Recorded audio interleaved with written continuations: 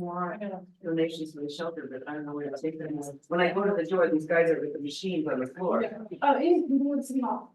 We do it City Hall. The new city hall, okay, the new city hall. You can drop them off and just say, hey. All right, we're recording. They're good things.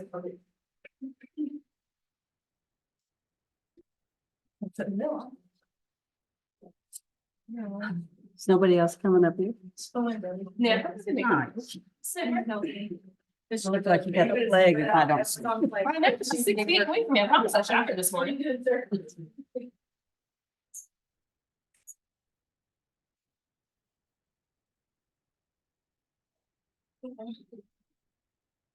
No, you know, show up. I have a lot of people.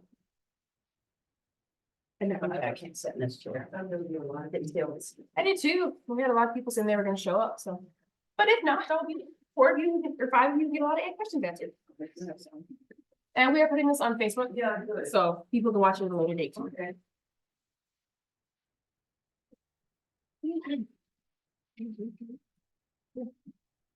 All right, we're live recording, Nick and Harris. All right, yes. All right, cool. We'll start with people filter in, So we do have a sign up sheet. You guys have signed it, you can sign it your way out. It asks just for your name so we can put it for the record. And there's also a place for you to put your email because we're gonna do a proposed animal ordinance. If you guys would like to read it before it starts going to council, going through that process, you can have us email it to you guys. And send us suggestions, recommendations, stuff you hate, stuff you like. We're always down. Let's see, so how we're gonna do this is I do a PowerPoint. I don't know if you guys watch me at City Council. I love PowerPoints because I love to ramble. And so PowerPoints help me keep on track. Ms. Chris is gonna put the PowerPoints here. This will also go up on Facebook for you guys to review at a later date, if you so choose. We put a question section because I will get off on tangents if I get distracted.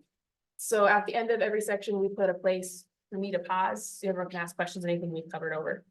If we go, if you have any questions, hit me up on that slide, or as I said, I'll keep you guys here for 3 hours on weird antidotes.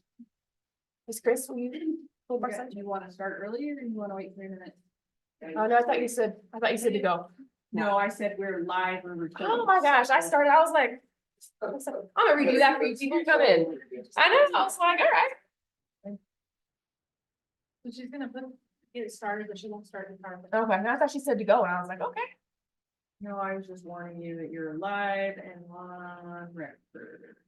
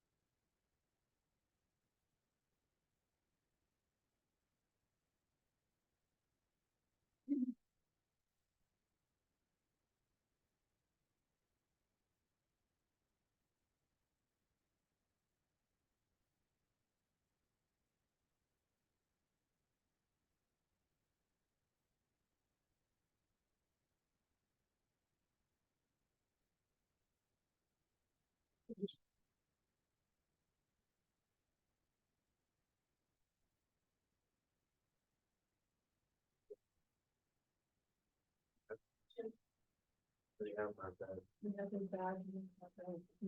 I got everything. I didn't know you got the picture I needed for our box. No,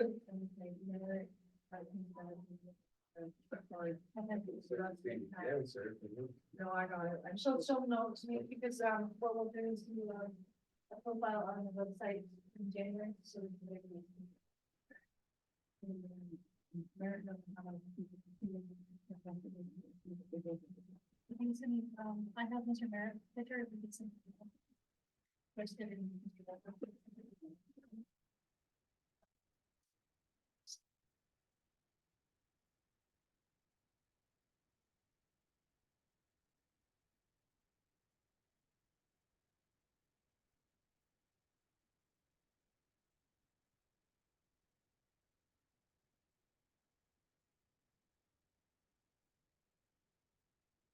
Perfect. So for some of you, I already jumped the gun and gave this speech at 4:56. For others who came in late, I'm gonna go over it again.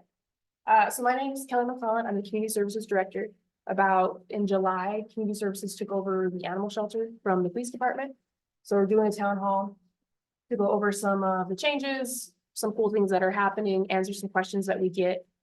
Just giving a chance for the community to be more involved in the animal shelter itself. So I don't know if any of you see me at City Council. I'm a PowerPoint person. That being said, it's because I get off track and I ramble a lot. So PowerPoints help me keep on track. And so at the end of every little section, we put a question slide. Stop and remind me to stop for questions. So I won't answer any questions when we go through the section until we get to the very end, because a lot of the questions will be answered in the section. But if you have questions that need to elaborate, please feel free to ask them. And it's kind of a small room, so we should have plenty of time to get to everyone's questions. So we'll start. This is, of course, Miss Kathleen Woods. I'll let her introduce herself to you. I am actually code enforcement and animal control. So part of the process of going under community services was we wanted code enforcement to have some backup, but we also wanted animal control to have backup. So everyone's kind of in the process of being cross-trained. So animal control, if they're having a dangerous dog, have additional people to call to help out. It makes it a little bit easier, and then they're all on the road patrolling. So if they see animals or they see other types of violations, they can handle it versus having to call in and those violations being handled at a later date. So far it's been working pretty well, but we're still in the fledgling part of it. Ms. Chris, if you'll go to our next slide. So we put this in, we were trying to figure out how to explain animal control. So we found some fun things that people have said in the past. And so what it really is it's really just something that has to balance the needs of animals with the needs of your community. It protects animals from people, people from animals, and animals from animals. It does have to be somewhere in the middle. If you focus strictly on animal welfare, then community safety suffers. If you focus strictly on community safety, then your animal welfare suffers. So we try to hit that nice middle spot. And while we're not an animal welfare group, we do focus on animal welfare and are responsible for animal welfare. You go to the next slide now. So here's some of the topics that we're going to cover. These are going to be pretty much your sections. So the first one's going to be your recent changes to animal control. We have a long section where we allow people to submit questions if they wanted to hear from animal control. We put it up on our Facebook and said, hey, you have a question you'd like to see in the town hall, and submit it. So we'll answer those. We have some long-term, short-term goals. We're going to go over a remodel. I don't know if some of you know, but we're in the middle of a remodel. Some problems we're facing, the new proposed animal control ordinance that we're working on, and then some volunteer opportunities that we have that we're always looking for help with. Ms. Chris?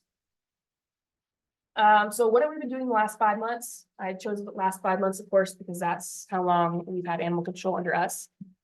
So of course, we started with it moved to the Community Services Department. We started working on the revisement of the animal ordinance, which we'll go into more detail later, in the later section. We held our rummage sale this last Saturday before. If any of you came by or donated, we appreciate that. We did make some good money to put towards new facilities, so we're excited. We've applied for about $200,000 worth of grants. So far, we've been denied for 120,000 of those, just because we don't get priority because we're not a nonprofit, but we're still going to keep applying and try to do as many grants as possible. We've moved from our temporary location to a more permanent location, which we've started that remodel on. Again, we'll cover a little bit more later. We revised our volunteer waiver and we started getting some waivers in. We won't have a lot of volunteer action until after the remodel, since we're closed to the public. But if you guys are interested, We're always down for volunteers. We've started a new annual free registration day that goes once a month where you can meet with animal control and get free city registrations. All you have to have is your rabies license and live in the city. We started doing Pet of the Week with the Clovis newspaper. We submit an adoptable pet every Thursday, and I believe they go in the Sunday paper with a little information about them. We've got our second truck up and running, so we can have officers go off in different directions, multiple patrols, which is nice. We've started the request for the inspection from the New Mexico Vet Board, but they're still working on getting it because their inspector has COVID. And we did do our inspection with the New Mexico Pharmacy Board, which is for our controlled medications. We are reworking our Portales Animal Shelter policies, which are not the ordinances, but are smaller policies that are more dictated by department heads. And I don't know if you guys follow us on Facebook. If you don't, we've wildly increased our Facebook presence for informational purposes. Go to the next page. So this I'm super excited about. I don't know if you guys watched City Council last night. We actually, the city, as of 12/12/23, which is yesterday, the council approved us to do a grant to bring a new dog park to the city of Portales. So I'm actually really excited about it. So the dog park is proposed to go at Cheese Park, which is Bonagita Park. We still have to do some special use permit stuff on the P&Z side. The on-call engineers that work for the city will do the design, but they don't have a design yet, because we just got it approved yesterday. But we do know we really want to have it for even big dog park and a small dog yard. For separations, we are looking at getting play equipment, but we don't know what it will be till we figure out what funding is going to be available after our basic stuff is done, the fencing and the landscaping and all that. So we have to have those funds expended by June of 2024. So that's going to be actually a pretty quick project that's coming up. While I want to take 100% responsibility for it, I can't. Ms. Jo here did it. I'm gonna give her the allocates that she needs for that. 0% match grant. So the city doesn't actually pay anything to have some of these really cool projects. They're also bringing an amphitheater in, some basketball courts. So it was a really cool grant we got. I'm just ready for the next one. Okay. To stop me, so I remember, do you have any questions about this? So we have two of us who are approved to do Facebook, which is me and one of the animal control officers. We do the majority of the posts and we take turns answering questions that we do get. But now, we were going to do that. Right. And I know I messaged you on Friday to come here pictures and dogs, and yeah, come on down. Find out they were all using it on Friday. Yes. So we do actually have euthanasias on Friday. It's part of our questions. But we do try to post them when we get them on our Facebook. Usually if they don't get posted, it's because they're still, we have distemper going on really bad. So we So we'll also cover that in the past too. So we have a ton of questions that we answer throughout here. Yes, ma'am. A part of our volunteer opportunities to see if people would like to come to get better videos and pictures. I'm very frustrated about sometimes all 4 or 5 times for the 27th split and the dog. We didn't the rest of the again, it's 4 or 5 times. And finally the baby started to cry. Is there any hope of adding the social media? I guess, what is your opinion of social media going forward? Well, our plan is we're trying to get really involved in it. We have on our volunteer options to see if people would like to come take some professional pictures when dogs come in. Volunteer, like actually you can go into the shelter and do that. What are you and other person and social media doing? Well, we can keep taking pictures of them. We're trying to answer all of our messages. So please, my contact information is on our Facebook page. If you guys need better videos, just send us a contact and we'll be better at making sure they're sent to you guys. Picture and video of that dog, because like I know I saw the dog and nobody said anything about it, got them and they're like, oh, it's been hit by a car. Yeah, it's one there, hold the dog. Yeah. We're happy to include more pictures and more videos. It's So can we Perfect. probably make that a standard in my page, do the 10-second, 20-second photo of the video and praise the dog. You know, sometimes you can't really tell what the dog looks like real good, you know. Well, I know my dog has a softness, but it's just a safe softness, you know what I mean? Well, it saves people go great, even the dog, you know. Get that in the freedom network, and start shooting that out across the event. We're happy to put videos up. They won't be of professional quality by any means. We just shoot them from Facebook, cell phones. Sometimes I think the cost And I've asked, it's like, yeah, we'll get to it, yes, this will happen, and if you have the done. And I think it doesn't cost money to put in process, but. So we're happy to do it. And I said, if there's more information you need, her information's on Facebook, my information on Facebook. You can just hit us up and say, hey, we would like a little bit more pictures of this, a little more videos of this. So you can- Today, as far as. I don't want to make any commitments. I would like to talk, but I'm happy to say we'll put videos and we'll put pictures up. But I don't want to, Also, Same. social media, I need to do that. So that thing. also on the next list of questions that we'll get to. We do cover volunteer stuff. That's one of our whole sections. All right, perfect. We'll go to our next session. Manuscripts, there you go. So here we asked on our Facebook to say, hey, if you guys have questions, if you've got rumors you'd like to clear up, something you'd like for information for, we ask people to go ahead and send them to them. There's quite a bit of them, so I'm going to read through them pretty quick. And then if you've got any questions on going more to depth with them, please let us know, but there's about 33. So I'm going to read them pretty quick. So one of the rumors was the old facility did not have heating, cooling, electricity, and or individual kennels. So before we moved to the new, the temporary facility from our old facility, we paid an electrician to rewire the temporary facility so it could handle an industrial swamp cooler with a mister and industrial heating unit. The old kennels from the previous building were brought over, so everyone had their individual runs. Of course, puppies are allowed to stay together, but other animals are not. A concerned person in July, when I first took over, reached out to New Mexico Animal Welfare, concerned that animals didn't have any cleaning. And so they reached out, they did an investigation during the height of the summer, and they were satisfied that they found and declined to investigate any further. One of the questions, of course, we have is what can we do to make Portales shelter a no-kill shelter? Municipal shelters are rarely a no-kill shelter because a no-kill shelter is allowed to turn away certain strays based on adaptability such as breed, age, medical condition, temperaments. As a city, we have to go pick up all of these dogs. The dog's causing problems, we have to go pick it up. The dog's being aggressive, we have to pick it up. And if we couldn't have euthanasias based on that, we wouldn't be able to be a municipality shelter. One of the rumors, of course, no one takes care of the impounded animals on Saturday or Sunday. So we have animal control officers who work through Mondays through Friday. And then the kennel tech who works Monday through Friday, and then they alternate weekend shifts. So they come by twice a day. They're not there for the full 8 hours, but they do come by twice a day on weekends and of course holidays. We do request for volunteers on the weekends to help if anybody's interested. What this allows a sense when they do work those weekends, they work 5 and 2, and they work the whole next week. If we do have volunteers, it allows them to get everything done quicker without sacrificing quality for the care of the animals. And then they get out and get more of a break to recoup for their weekend. Next page. Yes, Chris. Oh, go ahead, and I see it. So all animals are immediately euthanized after the holding time is up.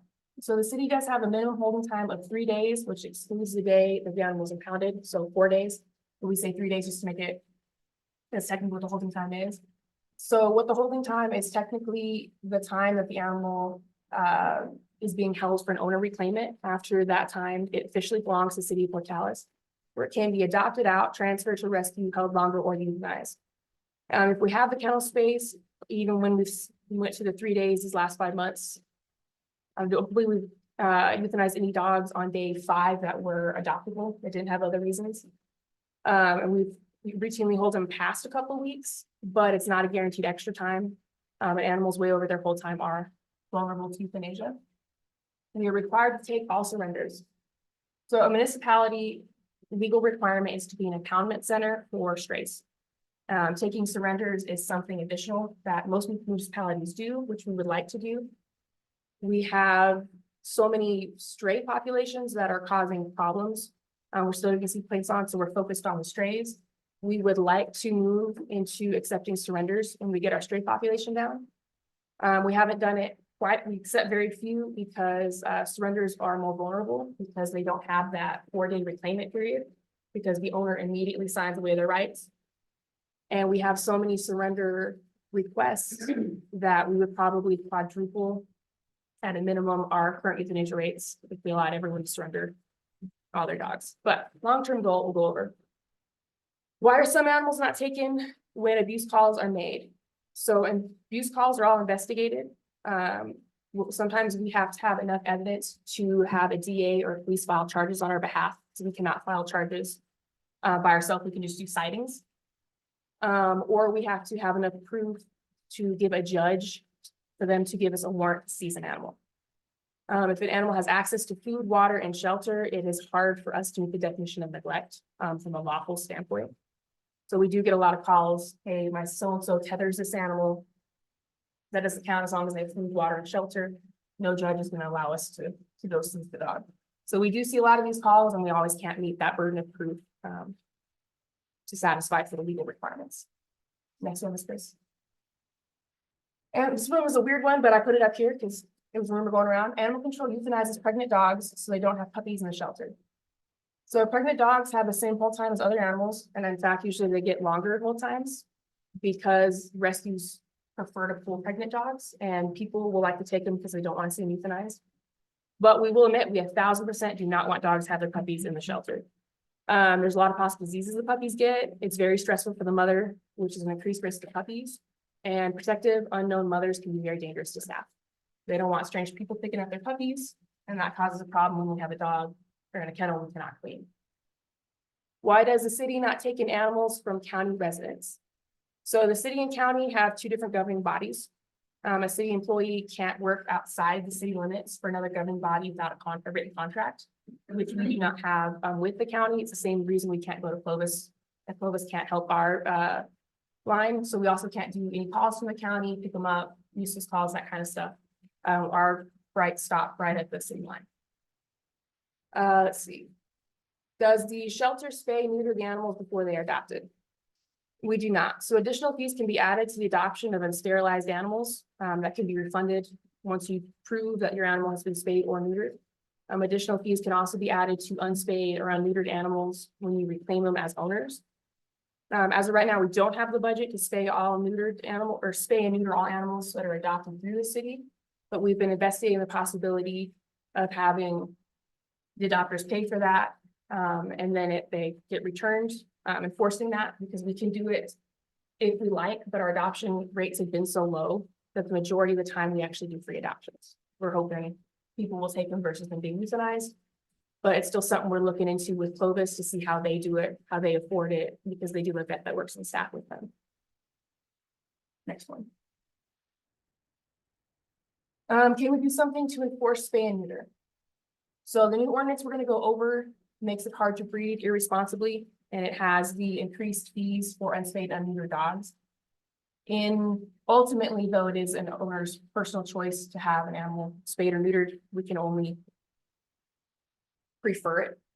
And so a lot of this, we're trying to do some grants that'll help people pay for spays and neuters. We haven't gotten them awarded yet, but we're hopeful we can get some of those grants in, and then people will move forward with spaying and neutering their pets. Why are leash laws not enforced? So leash laws are enforced, and people can be and have been cited for having animals off their property or not under their control. That we usually do start with verbal warnings and move on to citing people. However, it's up to a judge to actually issue the fine. So there's, yeah, we'll get to the end because I'll get very, very distracted, but keep it and then we'll get right back to you. Do you charge for animal abandonment? Yes, we can and we have, but the burden of proof is very hard on animal abandonment because they can't tell us they've been abandoned. So we have to have concrete evidence that an animal was purposely dumped by that specific individual. Common excuses we hear are, I rehome that dog to someone 2 days ago. That dog is not ours. It's very hard to prove. The dog got out. That's not my dog. My neighbor's lying because I turned them in for the music being too loud. So this is another one when they can't tell us they've been abandoned, that sometimes it's burden of proof. We just can't meet to have the DA or a judge allow us to move forward with these charges. Why doesn't the shelter vaccinate unclaimed animals? When we receive donations of vaccines, we do use vaccines. Of course, we don't use rabies because rabies has to be issued by a vet.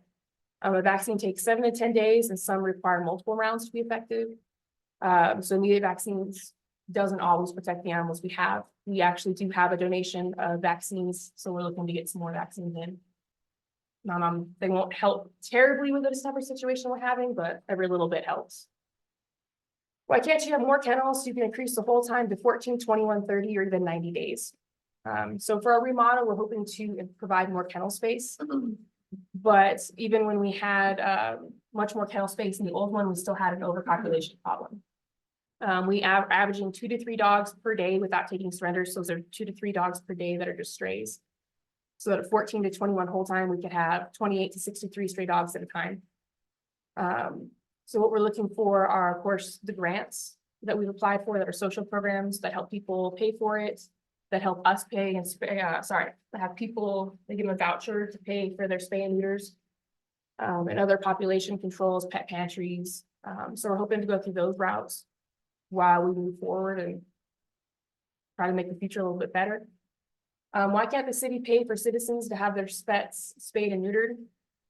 Again, we've got quite a few grants in, we take them to council when we apply for them. If this was a program that citizens would like to see, they'd have to go with their elected officials because our budget would have to greatly increase to cover paying for everyone's spays and neuters. We've reached out to some low-cost spay and neuter pop-up clinics, but as of now, we've been turned down because our area is too small or too far away from anyone to come. They're more interested in going to Clovis because it has a larger population and they think it'd just be easier for us to go to Clovis versus Clovis to us. So we haven't had any luck with those, but we're still trying on those as well. All right, Ms. Chris. For medical euthanasias, do you have the animals tested for communicable diseases to be sure? So no. So the home non-vet kits you can buy, manufacturers call their products screeners, not diagnostic. When we had our distemper, we called some of the manufacturers asking if there's possible for false negatives and false positives. And they said, if you have a false or positive, then the recommendation is to go to a vet for an official diagnosis and testing. So euthanasia for communicable diseases are based on their symptoms and if they're able to have received proper vet care. We use communicable diseases because this isn't just specific to distemper, it can be parvo, even worms, ringworm, anything, kennel cough. If an animal is in very, very bad shape and doesn't look like it's going to get the vet care it needs, then yes, it does qualify for medical euthanasia. We do have distemper, it's very prevalent in our stray population. So we do have a hard time keeping symptomatic animals. I'm going to tell you why. So we have a quarantine room where best practice is anytime you pick up a dog, it goes in the quarantine room for 24 hours before it goes to the general population. The problem is when we have a quarantine room full of symptomatic animals that we're not sure what they've got, but we know they've got something. We have to make the decision to take that stray and put it in the quarantine room with the sick dogs where it's probably going to get what they have, or you move it straight to general population. If it is sick, getting your healthy dog sick. So that's one of the problems we are having with our quarantine. Can I reserve an animal?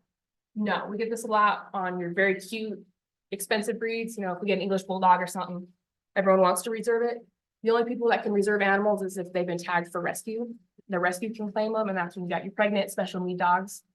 But besides that, it's first come, first serve on picking up any dogs the day they go up for adoption. If I accept liability for a dog you've labeled dangerous, why can't I adopt it? So any dog, I said animal here because it applies to cats, but I've never had a dangerous cat. Any dog that meets the threshold for considered dangerous has bitten a person.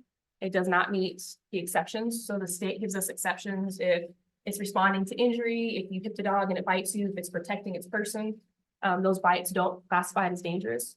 But if it bites somebody, kills an animal, or is an immediate threat to the public, the city cannot knowingly adopt that animal out liability-wise, because we'll have to disclose this dog bites people. It goes out and it bites someone, even if we disclosed it, we still knowingly adopt that out, we become liable. So if a dog is labeled dangerous, they're ineligible for adoption. We did put on there that if it has happened, a dog doesn't handle a kennel situation well, and if it does unprovoked by a staff member, then it can go from adoptable to ineligible for adoption and dangerous to those. Yes. Why are comments blocked on Facebook? So it's actually a part of a free speech violations that we have. So if you'll notice, the city page itself has no comments. So the city can rather accept all comments or accept no comments. And then if you block one comment, but you don't block the others, it's considered a free speech violation you can be sued for. Now, what we're talking about blocking comments, we're not talking about people who disagree with us or people who are questioning things. We're talking about inappropriate pictures of body parts. People post, and we've Unfortunately, IT can confirm this, Oh, yeah. we get these. People posting staff's home address so people can go burn their house down. People posting that they want to drag staff, assault staff, kill staff. So we can rather accept all of them or none of them, since we are a public page that people of all ages see. And we don't want staff to see that. We just allow no comments. Because that's what it's pretty much the city wide,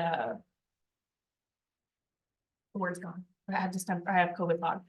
It's the policy for that. So second one, I heard animals were euthanized to make room for the remodel. So euthanasia is always a comfortable topic. Let's talk about it. So the Friday before the remodel started, which started this Monday, we did have 8 dogs were euthanized. So 5 of the dogs came from the quarantine room. 4 came from a pack with the recent history of distemper. And so 3 animals were in active decline with 1 starting symptoms. We'd had the dogs, 3 of the 4 dogs for 2 weeks. And they were ones we were watching because 2 of them were puppies. And we really don't like euthanizing puppies. And one was the mom. But by the time we came to Friday, both the mom and one of the puppies were in an active state of decline. And then the one started showing symptoms. We got an older dog from the same pack. And that dog was also very lethargic, in decline. The 5th quarantine dog was under observation for behavioral and medical review. It was young, but it was a completely feral dog. On Friday, a kennel tech went to pick it up and it bloodied their hand up. So it went from being an adoptable dog to a dangerous dog. It was a young dog, but unfortunately, the dangerous state statute for dogs is not just, it's not due breed, does not due age. The other 3 we were euthanized over their whole time. 2 of the dogs had been there 2 weeks over the whole time. Another dog had been there 3 weeks over the whole time. The dogs were in the area that was not being remodeled because we got the question, did we euthanize them because the remodel took space? No. They were there because they had been there 4 or 5 times the time we allow, and unfortunately, they were not being looked at. No one had come by to see them. We weren't getting questions on them. 6 of the 8 were posted on Facebook as available for weeks, but we didn't have anything for them. The one was not posted for behavioral concerns, and the other one was posted, but after December science popped up, we pulled this post out. Why is your Facebook not called Portales Animal Shelter? So there's already a private Facebook account called Portales Animal Shelter. You go Portales Animal Shelter, it pulls up a Facebook group. It does predate our Facebook group. So we cannot have that name because it's already taken, but we are not affiliated with it and we do not know who owns that page. So we go by Portales, City of Portales Animal Services, I believe. And if that page ever comes down, we're more than happy to go back to Portales Animal Shelter. Alrighty. You have to euthanize my aggressive and or sick dog. This does come up, so we don't have to euthanize anyone's own dog. We really recommend you go to a vet for that. It supports business and keeps the responsibility with the pet owner. One of the ways we can do it is if we're allowing surrenders, we can take a surrender in when the ownership changes. If it is a medically sick dog or an aggressive dog, then if we euthanize like any other animal. But we really do prefer if you have, we get it a lot, my dog's gotten old, it's nipping at my kids because it can't see, we prefer you to take that to your vet for, instead of using us as a way to euthanize the animal. Can I be held responsible for animals I find the shelters closed for the weekend?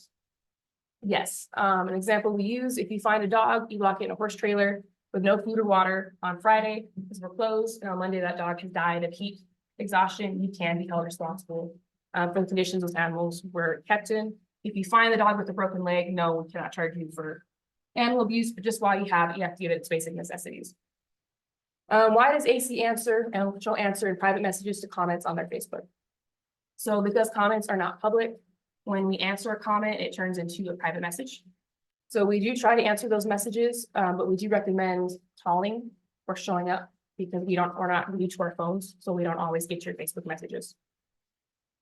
Wait, see the next one. Why do you rename and rehome people's missing pets? So staff assign name to all animals that come in.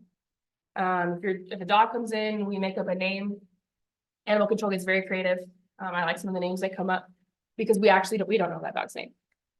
The reason we do that is not to try to hide your missing pet from you. We do it because it helps people when they call and say, hey, we're looking to talk about Abby.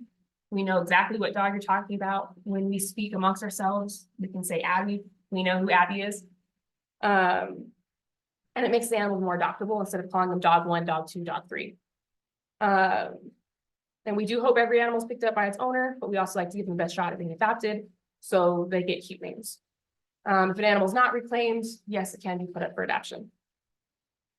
Why don't you have a public euthanasia warning list so we know when dogs need to be adopted by?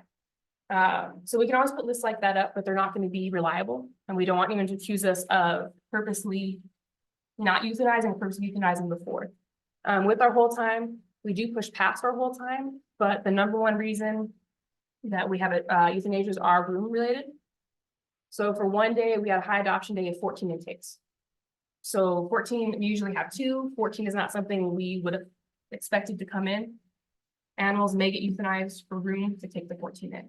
But if we have a super high adoption time where 14 dogs are adopted, then dogs that were on the cusp of being euthanized for room would be granted longer time. And so it's always the best to adopt when their whole time is up, instead of waiting, because behavior health, time and shelter, room availability, and a bunch of other times will be played into how long we'll keep dogs past their full time.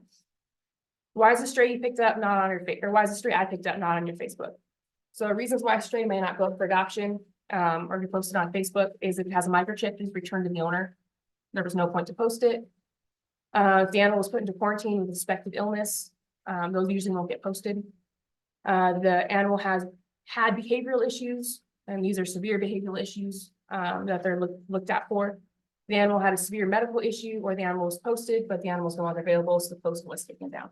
We do take those posts down when the animals become unavailable. Hi, Ms. Chris. I always see the same strays posted online. We do actually pick up strays.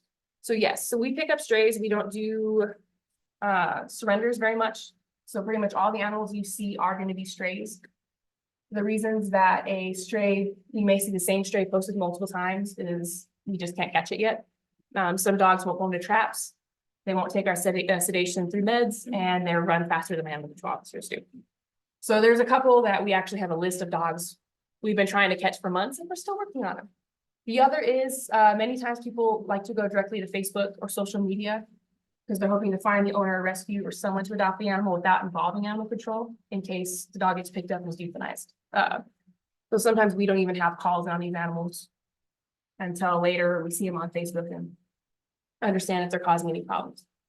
Why did it take so long to get a new building? And this is from the temporary building to the building we're currently remodeling. So leaving the old building was not something the city anticipated. It was kind of a surprise. So the original plan was a donated building that fell through. At this point, we decided to do an RFP, which is a request for proposals to privatize, to see if another program, another entity, or rescue, anything like that would be interested in taking over our animal shelter. If they had more resources in the building they'd like to use. That did not pan out. We were doing a grant, but the city of Portales as a whole made too much money, and we became too rich for the grant. So that grant fell through while we were doing it. The city council approved for land to be sold and the proceeds to be used for the new building. The sales didn't go through. So they finally let us repurpose a building as it would be faster to get the animals out for winter and give the public a place to come back to. It's a little smaller than we originally hoped for. So we're doing the remodels and we're hoping to do expansion projects to increase kennel space. Next one. Did you do those saving money for the city? No, I haven't done that one yet. Oh, so you're doing it. Is saving money for the city what dictates euthanasia? So we do have to be shepherds of taxpayer money. So while it's not a conversation, I don't want to say that money does not play a part in our euthanasia. If we had unlimited money, we'd have much bigger staff, much bigger building, we could hold animals indefinitely. But if we also wanted to save money, we would euthanize animals on the 5th day, and we would do it all on Friday, because usually the weekends that we pay staff to come in extra are animals over the whole time. But we still pay staff to go in to take care of animals over the whole time, because we'd like to give them a bit of extra time if we can. During our 3-day whole time, the longest dog we've actually held was for 30 days before he was adopted, because he was a very adoptable dog, and we had people coming in and looking at him a ton of times, but they would back out last minute due to their landlord wouldn't let him have him. The husband said no. He was bigger than I thought they was going to be online. We can't give everybody that type of time, but we try to give everyone the time we can with the budget we've got. Thank you, Ms. Chris, for keeping me in line. I heard euthanasia rates have gone up. Is that true? Yes, while some of it can be attributed to an increase in our intakes, decreased adoption rates, decreased transfer rates, and lack of room, the main increase is due to medical behavior euthanasias. So distemper is very prevalent in our stray population. We've had a lot of sick dogs, and we've had dogs come in that are in the later stages of euthanasia where they're pretty much comatose. And we've also been working really hard on the feral nuisance dogs, because those are the dogs causing the problems that the community was so concerned about 6 months ago. So our hope is if we can get all of those down, then we can increase our hold times again, because the community is not as concerned for the safety of their children. Why don't you privatize the animal shelter to someone with more resources? As we kind of covered on this, we did do an RFP in 2022. We had a couple groups and entities reach forward and say that they'd be interested in taking over the shelter. We said, cool, so we put the RFP out. Only one entity responded to the RFP, turned in their paperwork for it. An agreement wasn't able to be met on that one. So that's when we went forward with finding a building for us. Why was my call not immediately responded to? So we have 2 animal control officers, and so calls do get prioritized. If you have a dangerous dog on the loose, that call, no matter how many calls are in front of it, gets taken first over something of barking complaint. Our last aggressive stray call took 4 hours of running around, and it's just 3 of you. And Ian and me were in the sheriff's to us to get it, 3 sheriffs. So any calls that came in for that were put to the bottom while that was taken priority. And then staff are on call over the weekends, but they handle mostly calls that come through dispatch. And those are for your more emergencies than your more baseline. That stuff gets pushed on to Monday. I think that's the last one. It was even though. Yes, why was the whole time changed to 3 days plus the day of impoundment? So about 6 months ago, we reached a very dangerous number of packs of dogs with strays. There were quite a few instances of loose dogs attacking and chasing people. We had complaints that children walking home were being attacked by dogs. A lady on her bike with her newborn baby were knocked off their bike and attacked by a pack of dogs. Dogs were attacking people on walks with their dogs. So one of the reasons the animals weren't being picked up was we had kennels that were full. So if we had full kennels, everyone's still in their full time, and we had these nuisance calls come in, the animals are still in their full time, we couldn't bring the dogs in.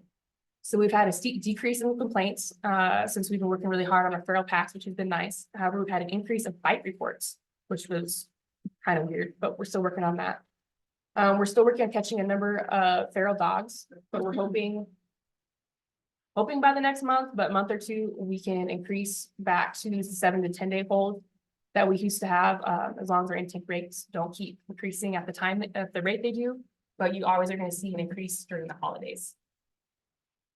How would we get XYZ program or the funding support additional services? We got a lot of questions. How can we get free vaccines, free spay and neuter programs? So I combine them all into one answer. So for a lot of these, we need an increase in budget. For an increase in budget, you'd have to go through your elected officials to have them reallocate money from other departments or to increase costs to support those new services. It's not always an easy decision, but that is something that comes down through us. We just work with the budget that we have. And then the shelter unfairly targets pit bulls based on their breed. So pit bulls are routinely, are a lot nicer than Chihuahuas. That is clearly the breed that tries to bite us the most. However, we do see a lower adoption rate for pit bull and pit bull mixes because there's so many of them. They have a bad stigma, which isn't true if you ever look at how they score on a breed personality score, very wonderful. But the demand from this area is pretty low. So we do see a large number of unadopted dogs being pits or pit mixes. That was it. All right, here's for that. Sir, you had marked something? Yeah. We have a problem on the street where I live. Okay. Every time we go to I have to go get my mail and I see some of my neighbors, Okay, we get attacked okay, by some people dog. I've called the cops, I've called the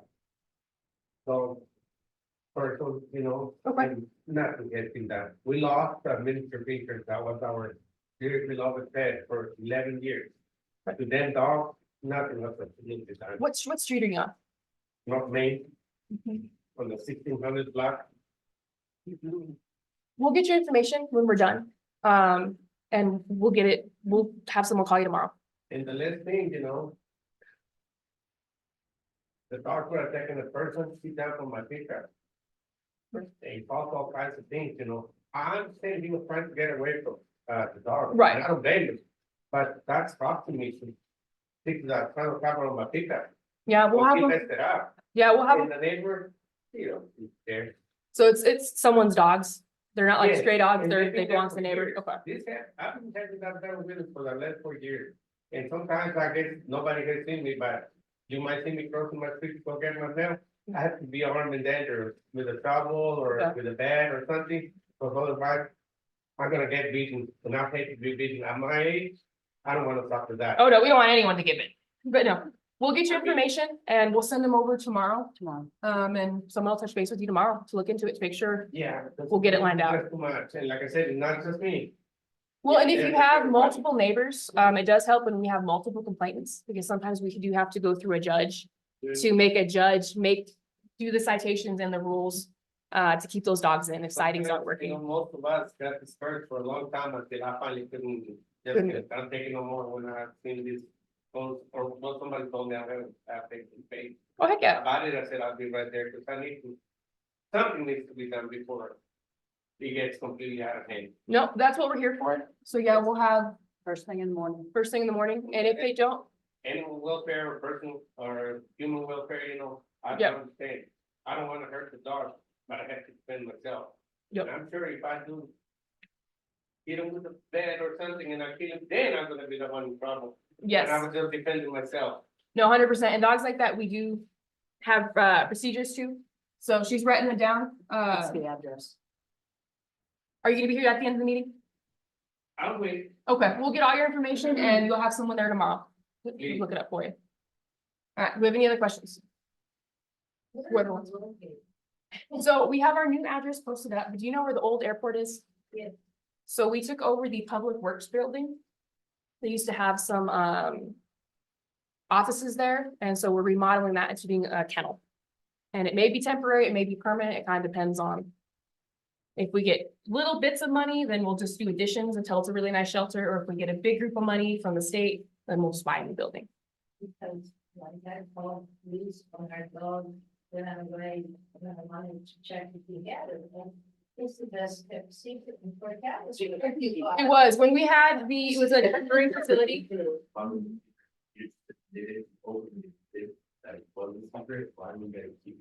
So we actually did a video on this and we talked to the newspaper on it. So it was at the same place, the old airport. We updated one of the hangars to be able to handle the animals.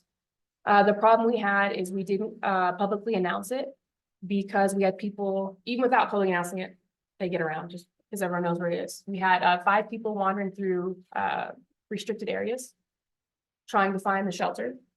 We've got a ton of equipment, we've got a ton of debris out there, and the area itself is actually a restricted area. So we can't have people going in, so we allowed some rescues to go through there, but we stopped at the rescues because we were afraid people would be there. We also had the problem at our old shelter that people were throwing animals over the fence. So this one is a 6-foot fence with barbed wire. So if we had people throwing animals over the fence because we weren't accepting surrenders, not only would the dogs get hurt, but they're actually in this area where a bunch of different departments work that aren't trained to handle animals. So at the old place, if you threw a dog over the fence, animal control is the one who run into it. Here, if you threw an animal over the fence, a water department or a mechanic would be the one to run into it. And it's a really dangerous situation to put the other staff into. So that was the reason. It's not legally required for us to be open to the public, but they never intended for it to be shut so long. They were hoping the RFP, the grants, and all that would come through and they would have been open sooner. With your remodel, are you gonna have outdoor areas, you guys, go off inside of it, or are they gonna have an outside? Yes, so they do, we're having 7 inside outside kennels. So for 7 of the dogs, they'll have inside outside. And we're trying to get to Pet Finder. That sounds weird, but Pet Finder, if you're part of their partnership, you have these really cool grant opportunities. And they have this really cool yard enrichment grant that we're trying to get approved. We're trying to get all of our stuff in, because then we want to turn a place where we actually have a play area. So for right now, their outside time is limited to their walks. And they do 2 to 3 walks. But we're, yeah, yep, and they do, but yeah, yes, ma'am. And then when you have employees come twice a day, what are they doing over there? So I'll pass it over to you. They're cleaning the shelter and they also take the dogs for the walks. So if they're there twice a day, you don't weekend, why are you not allowing people to come on weekends? Does you get that out there? Why are you not allowing rescues to come to the customers that are there? Because we are closed to the public on the weekends. We're open Monday through Friday during business hours. But we're closed to the public because it's the same staff that are going Monday through Friday there on the weekends. They go in and take care of the animals, and then they go home to try to recoup their time. But if they're already there, I mean, you guys do realize that these are people have normal jobs, right? And we're all volunteers, right? Right. So we're at work, we're off on a weekend period there, we're just grab the dog and we go, without these rescues, I mean, it's very shocking. Who was your number one rescue for 2000, the last 2 years? The students who do labor love, isn't it? 100%. Because of them not going, that's why you're being nice. It's like 100%. That is also gonna cause you guys to do all the events you're talking about.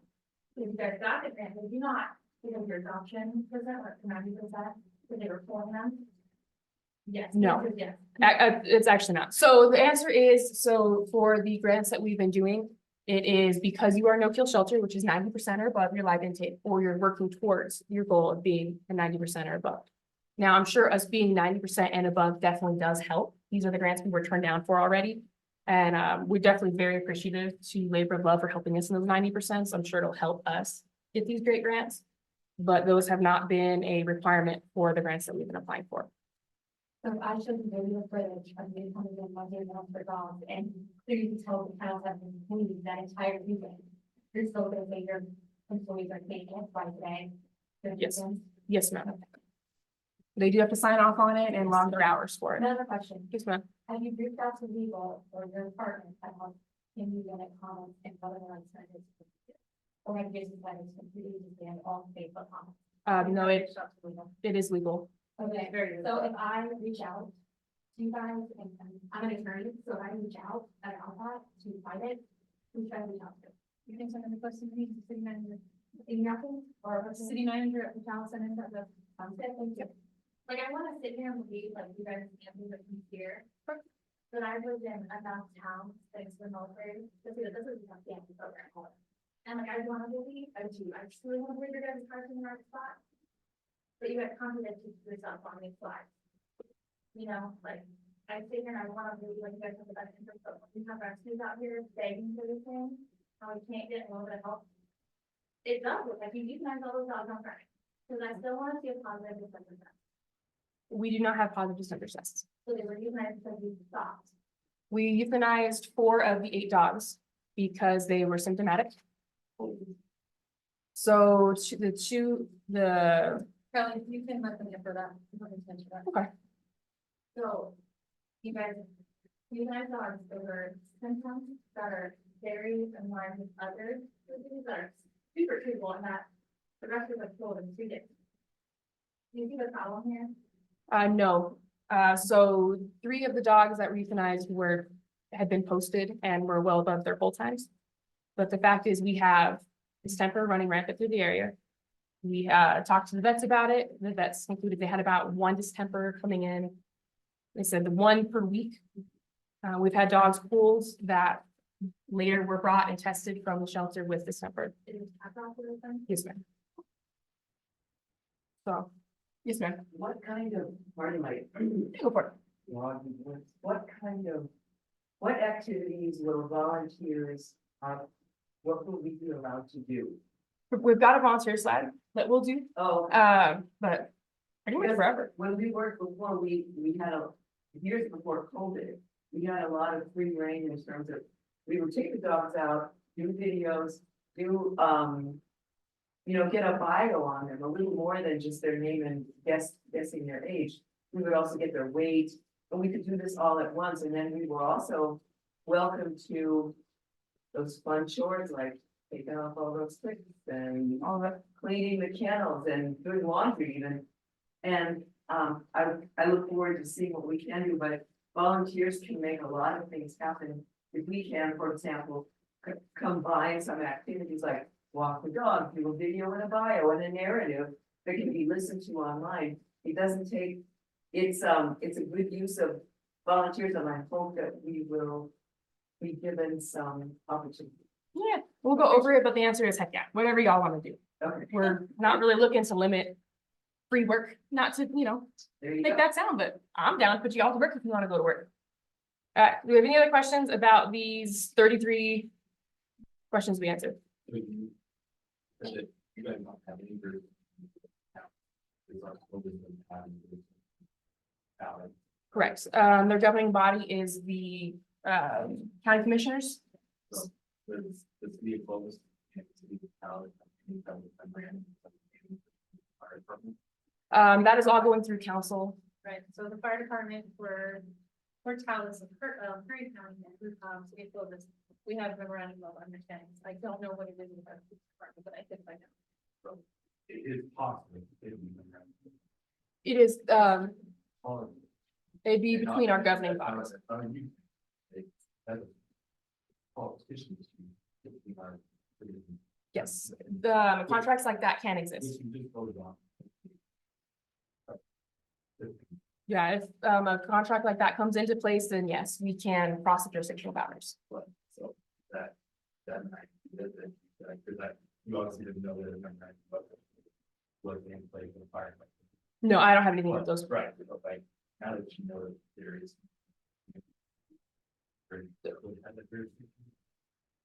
It's 90.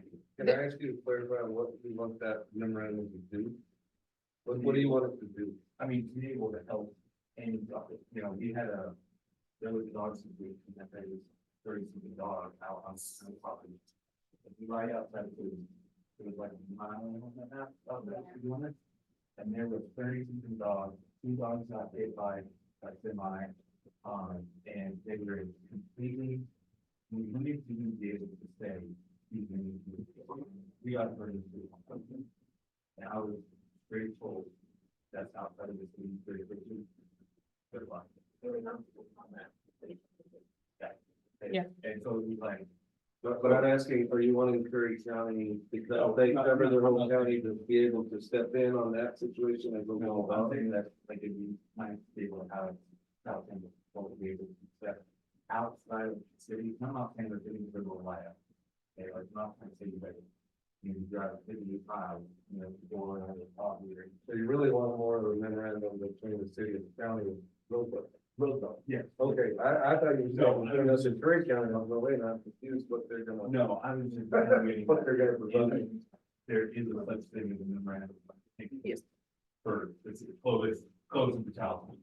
What you mentioned, you said they can't do it, I said, Yeah, well, I know that exists. and it does 100%. We actually do permits out through Clovis, but we don't have a written agreement with the county. So right now we don't have it. I'm just putting in your hand. Okay, and that would be governing. We haven't been approached by the county for any of that. That's definitely something that we could start.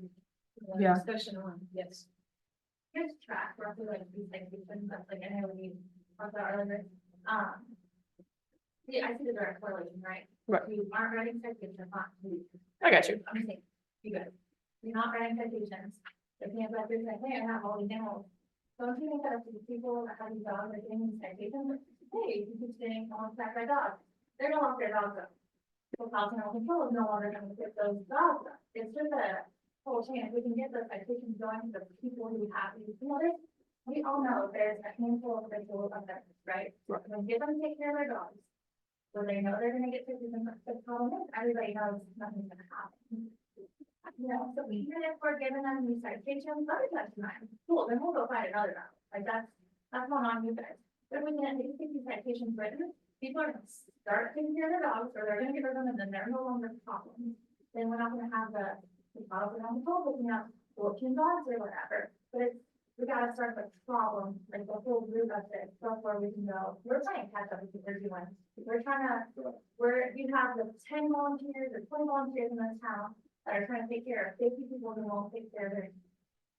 I thought we can start there, when the man calls, we can get whatever the lady's name is, who owns the dog, if she gets some citations, boom, we just stop one problem, and we let everybody. I think everybody in the would be happy. And that is something that Kelly's working on, is redrafting our ordinances, because there's not a lot of, I guess, teeth behind it. So we are redrafting the ordinances, we are going to be, building a relationship with our police department, because they're the ones that has to decide. We get them to come out with our animal control officers when we're going to these, repeat offenders and stuff, so we plan, that is our goal for 2024, is to get better at this, and to have more support services. Right. We do there too. Oh, you heard. Mhm. Good order. That also fun. Well, and we actually even have the free registration day, because we want people to have, the rabies vaccines. I know, I will, that says you have to be, one, either two. Yeah. And the definitely way more, I love that, that's great, but more often because that's kind of saying. But I think, yeah, I will. Here's how. No, we'll get out there. You know, all. And then I call, you guys, we're getting better. if you'll watch, we've got quite a few posted back, but we do try to post multiple times a week, and we're just getting better at it. Yeah. But, But not something about the dog. Most of the stuff, it's just like random that we can do. Which I did. I'm pretty excited about the building, I know you are. You were. yes. About to do, you're very. She really works hard, guys, to take care of it. Post. And she's been, like, she's We're been not, not. I know it sounds like we're attacking them. It does.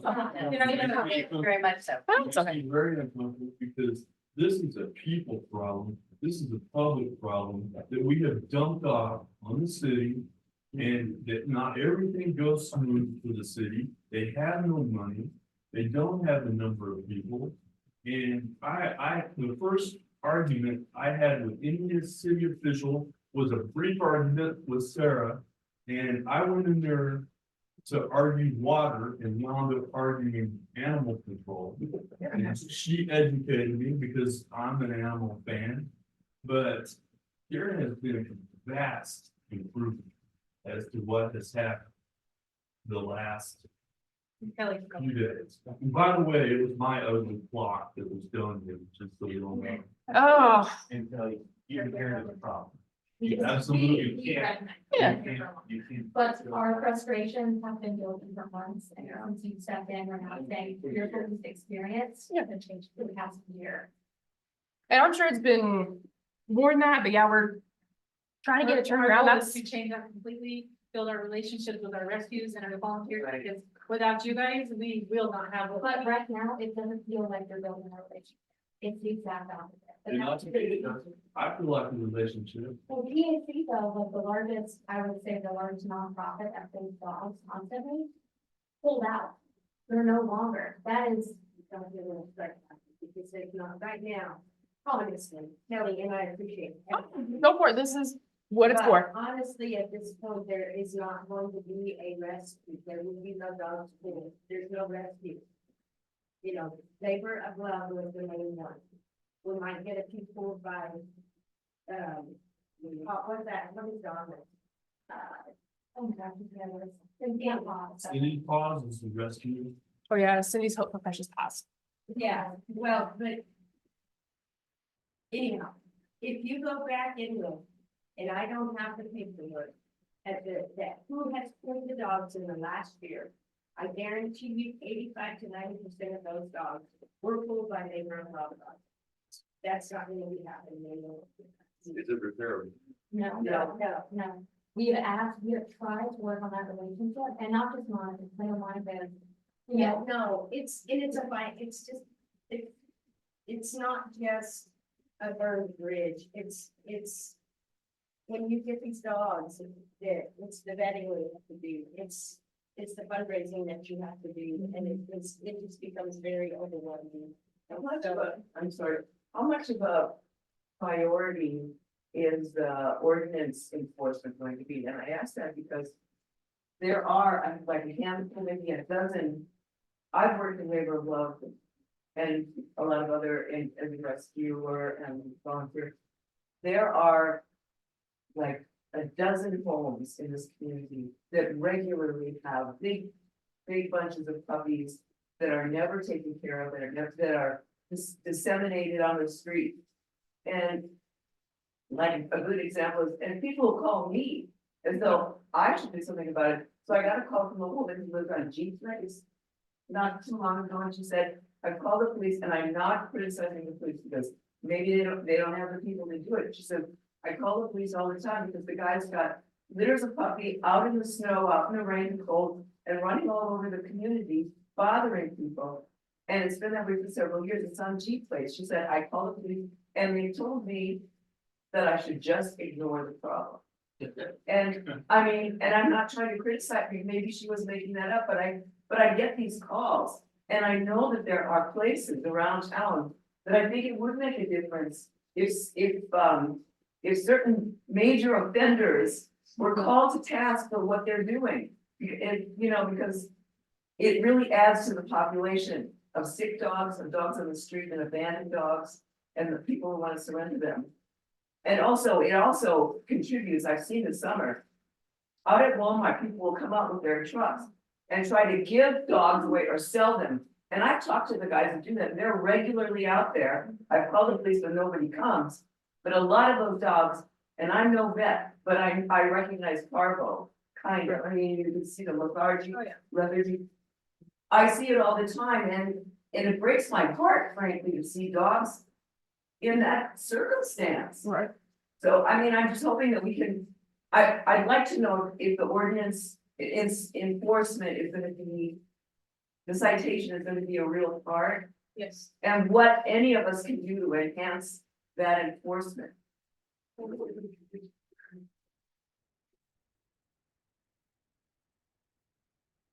Like the reader.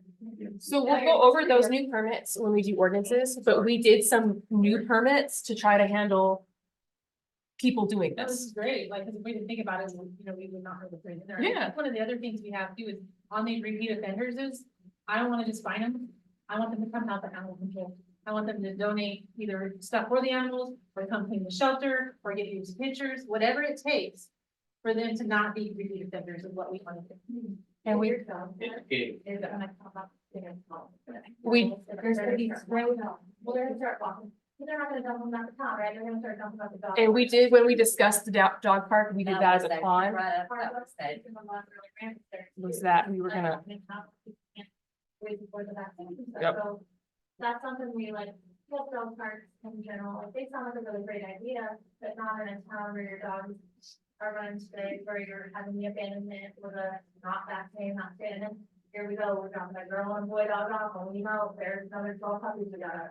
yeah, and Now, that's. we did bring the, Cameras in the dog park. You're gonna have to- Yeah, Okay. that's stuff we plan on putting in there before And- with that. What was that? Big fine. And your dogs are vaccinated. I'm not, so they'd like to. It's pretty fresh. Okay, so we are gonna have rules that are gonna be put out there, gonna be posted. And I know that not everybody's gonna wanna go by the rules, or not gonna wanna, but they are going to say, your dogs need to be up to code, up to par on all of their shots, that type of thing. Kelly is the one that said, she was like, okay, so we are prepared, we do understand that this is probably gonna be where some dogs are gonna be dropped off and all these things and whatnot. She was ready. The minute that I told her that the grant dropped and we were good and that it was gonna happen, and she was super excited, just like I am, very excited. I mean, we do need a dog. We need a place where the dogs can run, the ones that can train, that can run, that are taken care of. Those are good things, and we should have good things and nice things. And she's ready, and she's prepared, and she has thought of a lot of things. Can we get on there where they have to like, that's just one of those little things on the side, you can go like, cover it, can you be on there like, hey, they have to have their rabies tag on them. Like something as simple as that, because. That's a step in there. and that was part of what we did, is we hit Clovis up to see how they did it, the problems they were having. So that really helps us how we're gonna shape ours.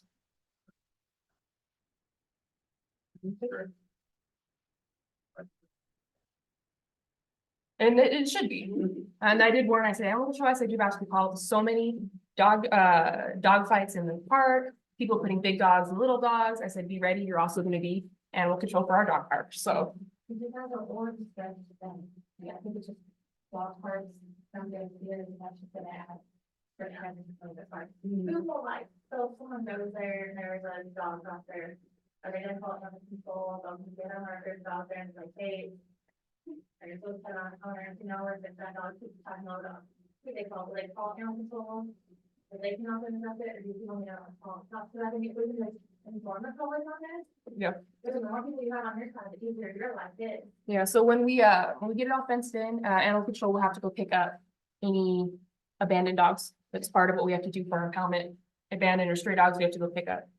And then dog fights, I don't know if it'll, I guess it'll depend on the, Honestly, I think that it's gonna fall into place with the ordinance that comes around, because if we're talking about dog fights for the kids that come in and you said kids, I mean, it's not always gonna be a pit, you know, another breed, it can be anything. But whatever dog it is, it's gonna get into it in a fight, it probably has a human attached to it. And so if that's the case, because that's where the cops come in. So the ordinance, as we were talking about, you know, it's going to state what can happen, what should happen, that type of thing. So I think that's really gonna help us out a lot. but animal control handles a lot of animal on animal violence. They do a lot of investigation, the police do fighting force, a lot of the criminal proceedings, but animal control does a lot of the initial talking and figuring things out, taking the reports. You had your hand up, so I'll let you go real quick. There was a dog park in Solar City, and one of the rules was no unfixed for the pigs. And these guys tried to bring in the dog, and then everybody jumped on, from the people that were there. So. And we can do stuff like that. It wouldn't be breed specific. And I say that because I love pit bulls, but yeah, but stuff like that, while this is coming up, the ordinance isn't in the dog park because the ordinance predates me finding out we were getting a dog park. It'll probably have to get added to cover it. If you guys have thoughts like that, we're always happy to look at them. Not every suggestion will definitely get added, but you at least can get your voice heard within, I'll go over that when we go to ordinances. I was gonna go into a big spiel, but I wanna shoot this over his way. Is it possible to literally almost make a pre-arrangement with police to deal with the fine aspect? I mean, the common denominator here is finding irresponsible people like crazy. That is a deterrent, but there is no deterrent if they turn around, if nobody takes it serious and doesn't show up, or if they slap them on the wrist. I swear to God, I saw a picture the other day on Facebook of somebody dropping a dog off at the cemetery and it had their license plate there. If they were fined a great deal of money, they would, well, at least it would be a deterrent. It probably still would happen. yeah, Right, and I did meet with Chief Williams today, and let him know this is something that we're gonna need their help on with animal control. Yeah. And, partially because of the dangerous dog situation, they need that help, and because we need to start citing, Yeah. not be a priority. That's, So up to this point, that's one of the questions I was going to ask. But say in the last month, have there been any citation, or in the last year? I'll get back to you on that. I do know though, when they cite it, after that point, it's not up to our officers anymore, it's up to our judge. And our judge is the one that makes, either throws it out or makes them pay for it. And I don't know that, but I can get that information. And so, yeah. so they're giving the citation, okay? Yeah. Let's say that someone Barbara does George get a from citation, municipal. then it's possible that they would never even have to go to court. They could just not show up and it would be like anything else. And it's just kind of forgotten. Sometimes that can happen. So that's why we're trying to beef up our ordinance. We got a little more teeth behind it, and not always just a citation. Like I said, I want them to come and help these people out with Bill Hall. Also 7 officers short, so if anybody would like to apply. They are looking for officers. We are looking for officers. At the very least, make up a blurb to put online to scare the crap out. Yeah. So. Are you getting pushback from this, too? Or are they like, yes, we're there to help? Well, he told me today, absolutely. But know that it's together, meet with these, this department have a plan. So how often do the NCOs, end up in a situation that's dangerous for them, not because of the enemy, because of. You more than you think. Today, we even We had to had have one today. officers attend to them. So are they like Are they allowed? No. We're not allowed to arm them. And we've been fighting what Kelly for 4 months now. I asked if we can get them taser trained. I asked if we can let them carry rifles for dangerous animals, and everything we've asked for, we can hold them. What would they have to do to be able to have it? We can't. The insurance, yeah, insurance will not cover it. What if they were police And officers? ACO? We'd have to cross train them to be police officers. They'd have to get their fleet, they have to go to academy and So they would still have to do the academy and not. they'd have to be police officers who helped with animal control. That's not fair what I did. Yeah, but Animal control, it's not right, the citation, it has to be the top. Yeah, we can write certain citations and the police can write certain citations. It depends on what type of citation it is. Is there any way access will be like for having later? I just know what you want, like, the animal control officer, right? But well, we can still figure that out, they'll call it too, then they know who to call, you know what I mean? And usually what will happen is AC will get calls for all of them, but then sometimes we have to call the police. So for like animal abuse charges, dangerous charges, we need the police to do the charges for us. But a lot of your loose dogs, not registered, those we can do. We do see a lot of those citations get shot down, but we do write them. Yes. But one of the things Miss Sarah and I have actually been talking is we have a repeat offender. And we have pulled multiple dogs and they end up being dangerous dogs because of his irresponsible dog ownership. He allows them to be put in dangerous situations where they act. We pulled 2 dogs, we had to get a warrant for it. He got 3 more dogs. Less than 24 hours later. So we're trying to figure out, because a lot of the judge's orders that don't allow people to get dogs are based off animal cruelty. It's not based off of, you let the dogs run free, you don't spay or neuter them, it's based off you've been caught beating them or you're not feeding them. So where do we, as like, public health, you guys, that, It's hard. We're trying to see the lawyers to see what we can do on ours, but a lot of it, they say, oh, you can have up to 5 dogs, and then you can just keep citing them. And then the citations get thrown out. So we started that conversation last week when this popped up. So we're still trying to see if legal can give us any more legal teeth behind repeat offenders to limit. So this guy's in the city.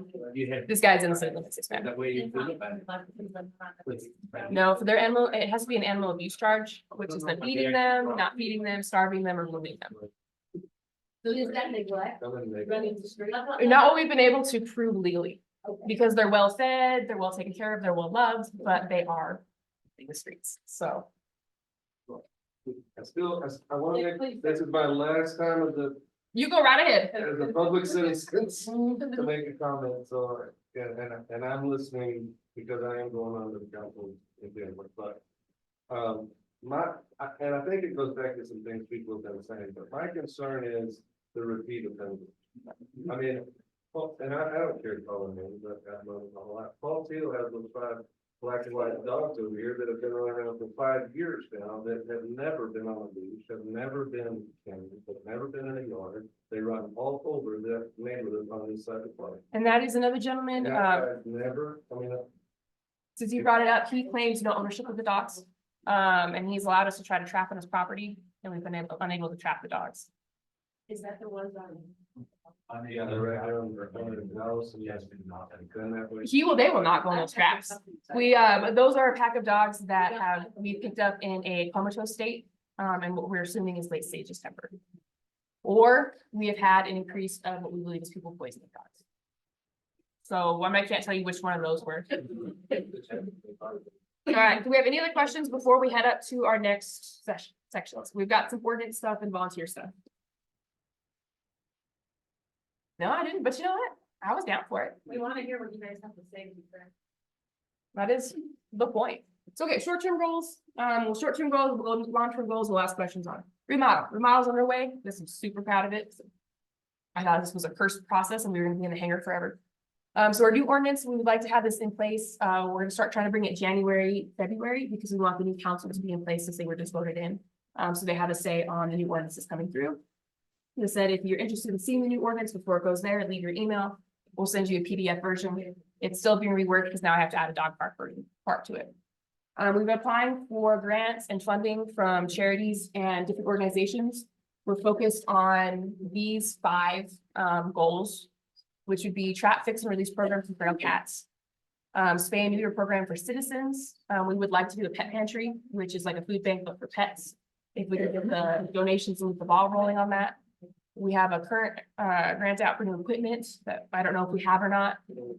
And then we are working on a grant for free low-cost vaccines for citizens that it's not rabies, but that the animal control officers can help with for this temporary department.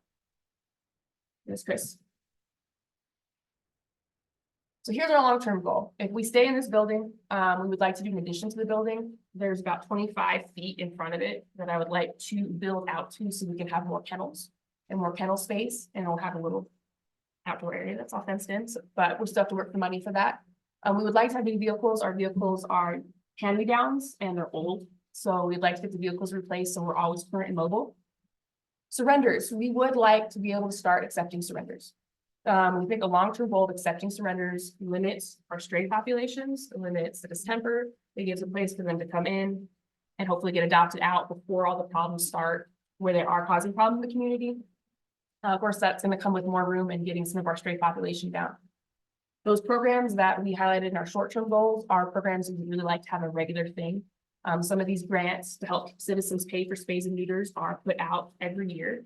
So we're going to keep applying for them every year. We'd really like to get them every year so we can make these an annual thing. We would like lower stray intake numbers. Of course, we would like them to be lower because the stray population itself is lower, which tells us that the direction we're taking to try to handle the stray population is working.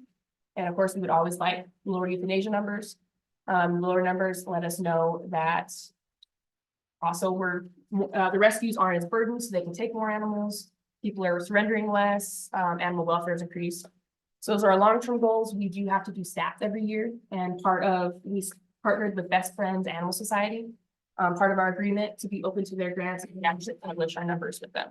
So we'll be able to see every year if our euthanasias are going up or going down, so we can see if some of our program and directions are working. Next one, and this is a question page.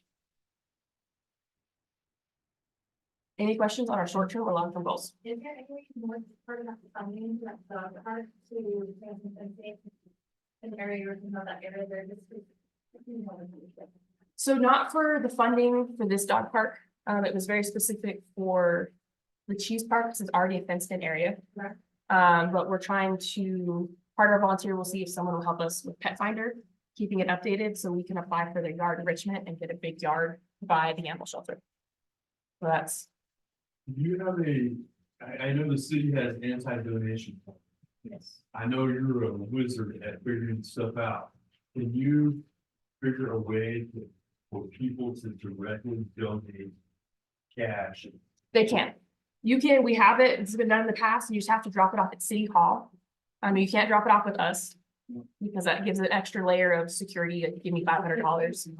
Yeah, like, don't give me $500.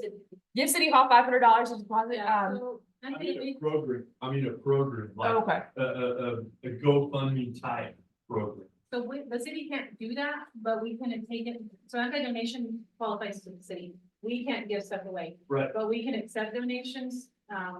And we can give a letter back saying XYZ donated how much money kind of thing. But we can't do a GoFundMe or anything like that because that is what has to do with it. But that's what I was about to Yeah, say. If so they- someone else would like to do it, that's like when the chamber does some of their donations for like to repaint the Yeah, so a lot, F11. yeah, a lot of That times is people are acceptable. like do the F-111 through the chamber. And so everybody donated to that cause and then they gave it to the city to pay for it by way of check. Saying primarily that the city needs a unified, well-knowledgeable way to donate. I know a lot of people that would donate money. You have a rescue here, the rescue there, the city needs help there. And everybody that wants to help animals put forth a pathway that is well publicized for people to give money to. Is what I'm I know throwing a out. guy that creates really great Facebook pages like this. That's true. I think you just signed yourself up for something. But yeah, I mean, we're always down for a cohesive goals. If you think about it, or maybe y'all can say, maybe donating to the rescues. Is still the best way. I don't know. That money went in the direction that it gave. Oh, you're Sarah. Sarah. That money is donated to the city.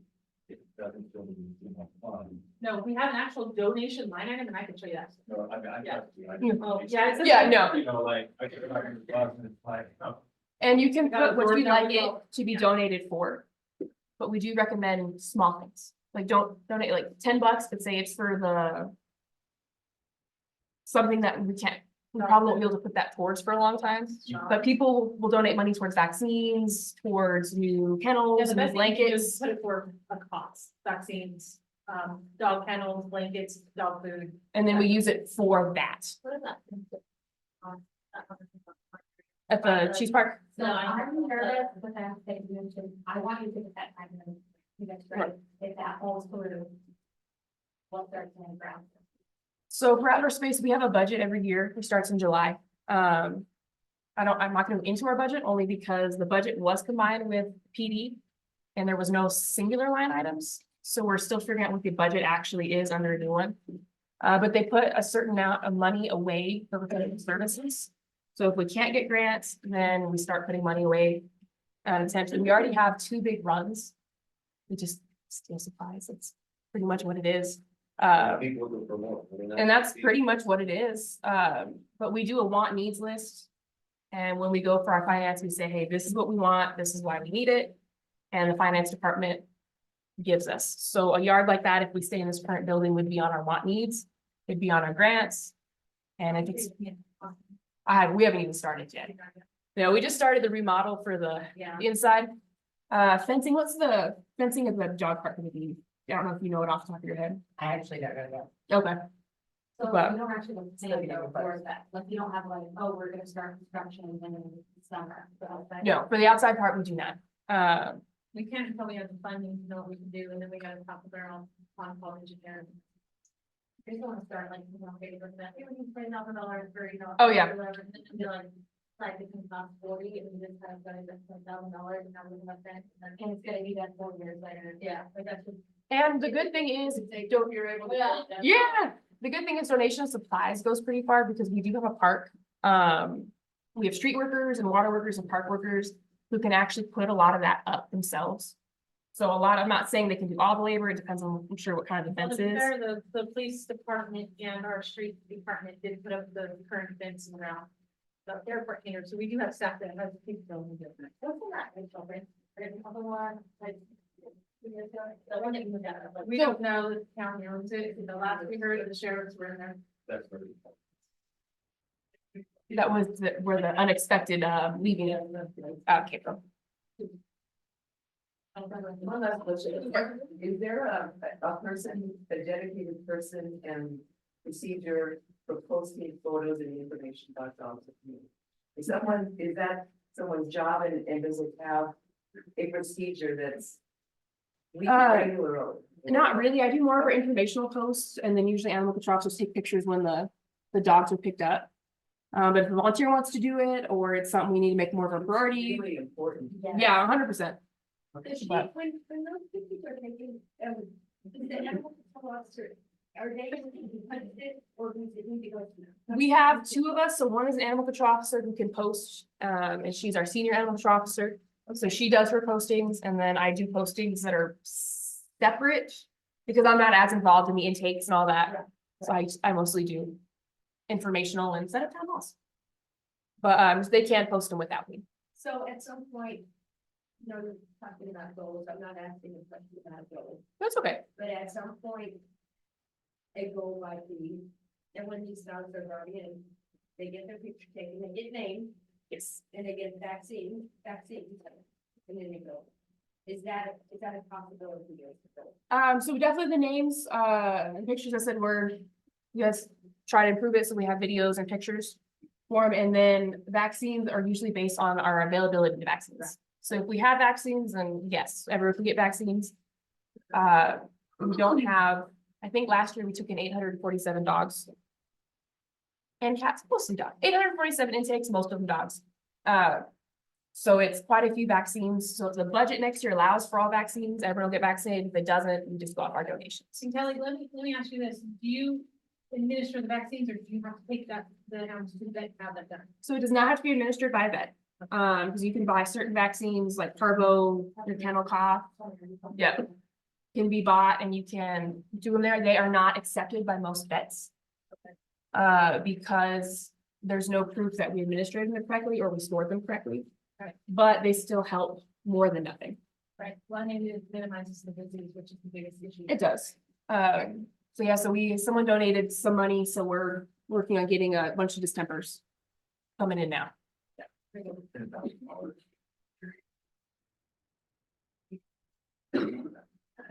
Probably, honestly, probably not even that much, because most of the dogs go home. Most of the animals that are going to be reclaimed go home very, very quickly. Sometimes they don't even get posted because someone's calling saying, hey, you picked up our dog. So those wouldn't get vaccinated because sometimes they don't even make it back to the shelter. So most of those, though, when they come in, you can almost tell, this is somebody will go. Yeah, cute Basset came in, we're like, this is, Yeah. someone's gonna be looking for it, but other dogs were like, I don't know if you've had an owner for quite a while. Right. But yeah, so, Which they could have been an owner, don't get me wrong. Yeah. yeah, but we did apply for some grants from the vets to get some vaccines. But they did say priority wise are nonprofits, so far we haven't heard back and I'm not excited about the possibility of us actually getting it. So how long, and I'm asking you. Yeah, go for it. Yes, ma'am. So how long do those vaccines last? Like how long do they last? In the So- refrigerator? In the refrigerator, see, it's been a while since the vet tech. I don't remember on that. I know they take usually 7 to 10 days to kick in, and some are not completely protected until they have the 3 to 5 rounds. But some is better than nothing. So we're happy if we've got the vaccines to give them. The dogs aren't happy about it, but it makes us happy. Do we have any other questions about goals? I think we're coming up to the ordinance next. All right. New animal control ordinance. So when we took over, I thought one of the reasons that we had such problems was I thought we needed a stronger ordinance. So when we partnered with Best Friends Animal Society, they allowed an animal welfare lawyer to, not allowed, they asked if we'd be interested and we said yes. If an animal welfare lawyer would look over our ordinance. So we said, yes, please definitely do. So they went over the old ordinance. They made a bunch of proposed changes, changed the wording. We went through, added stuff specific to us that we noticed. And then sent it to our lawyers. On and on. So we have a somewhat thing that's ready to go in January or February. The big proposed changes, of course, are inclusions of feral community cats. The old ordinance didn't cover community feral cats, and we have a lot of those. So updated terms and legal procedures. We did have some legal procedures that were older. That, they read through and they're like, hey, you can't do this anymore. So we want to make sure that's not in the ordinance where it shouldn't be. And then we did update it because a lot of the old one is based on police department. So it's changed, so it falls under my purview. One of the big changes we did is we wanted to up our permits. So one that some people are gonna be excited about, which isn't really animal control, is the backyard fattening permits, which is chickens, ducks, because you can't have those in city of Portales unless you're in a certain zone. The ones that are more focused on is we went to ordinances of people or of towns that had better situations with strays, that they just really had their stuff. We wanted to see what was in their ordinance so we could modify it to ours. One of those things we noticed were breeder permits. So a breeder permit does not deny them breeding, but it does make sure everyone's got their babies. They do have to register with us. And you can sell dogs if you have a breeder's permit, but it limits people selling puppies that don't have breeder's permits.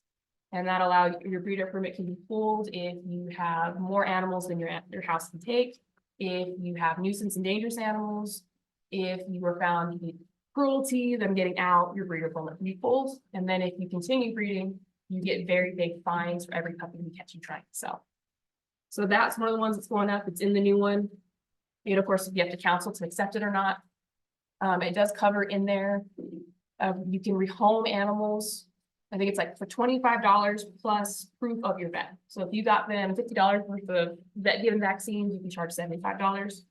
But you can only do a $25 rehoming fee. And then proof of vets, and we're trying to limit people selling dogs without your breeder's permit. We added boarding permits. We noticed that a lot of those had boarding permits as well. For like rescues and that type of stuff, it's free, but for people who are doing these boarding permits, bringing all these animals into town, trying to tell us they're watching people's dogs. It also does, you can't keep your boarding permit if you're not taking care of your animals. And it backs up the enforcement of the multi-animal permit. So this is what's gonna help with a lot of people who have too many dogs. So we have a multi-animal permit, but the ordinance doesn't really have a lot of teeth to back the enforcement of this permit. So while doing this permit, you can have up in our ordinance to 5 cats and dogs. If you have more than that, that's fine, but you have to get a multi-animal permit. Multi-animal permit, if you start having more animals you take care of, they're getting loose, they're biting people, they're not being taken care of, all that fun stuff, your multi-animal permit can be pulled, and you're only allowed to have your 5 animals per household. We've had it in ours, but it just really wasn't worded in a way that was easily enforced. So we kind of backed it up a little bit, so we can do it. So this will go to council. We don't have a complete date yet. We're waiting for the new counselors to get pulled in, and we want to see what changes are recommended. So we have this is a public hearing, but when a ordinance is taken, there's another official public hearing in front of city council. So we'll do our intent to adopt, where we let everybody know this ordinance coming up in 30 days. There's a public hearing. You can get the actual proposed one. So the one I give you may be different than the one you move forward with. You can ask for it, then before council accepts it, you can get up and say, I love this, I hate this, I'd like to see this, I don't want to see this. And then council can take that into consideration before they accept it, or they can accept it with the proposed changes. So that's something that'll be coming up. We'll see how they take to the new permits. But we put them in there and we're hoping that'll help with some overpopulation. Any questions? I know this window is very spotless, so. We're hoping for, we went through this I'm from Colorado. We do not have a stray dog population. Like if there's a stray dog, yeah, if there's a stray dog, you see 6 people trying to catch it because that's somebody's dog. Yeah. And so when I came here, I was like, I picked somebody's dog up and I'm like, oh, it's a stray. They said, don't put it back. You stole someone's dog. And I was like, but it was outside. So that was part of, we went through Colorado's, a lot of my hometown's ordinances to see what the differences were. And some are long-term differences that we're gonna have to build up to, but these were the short-term differences we could do on an ordinance level that we were hoping would have a faster impact that we could at least start with. Any questions? Yes. Oh, no.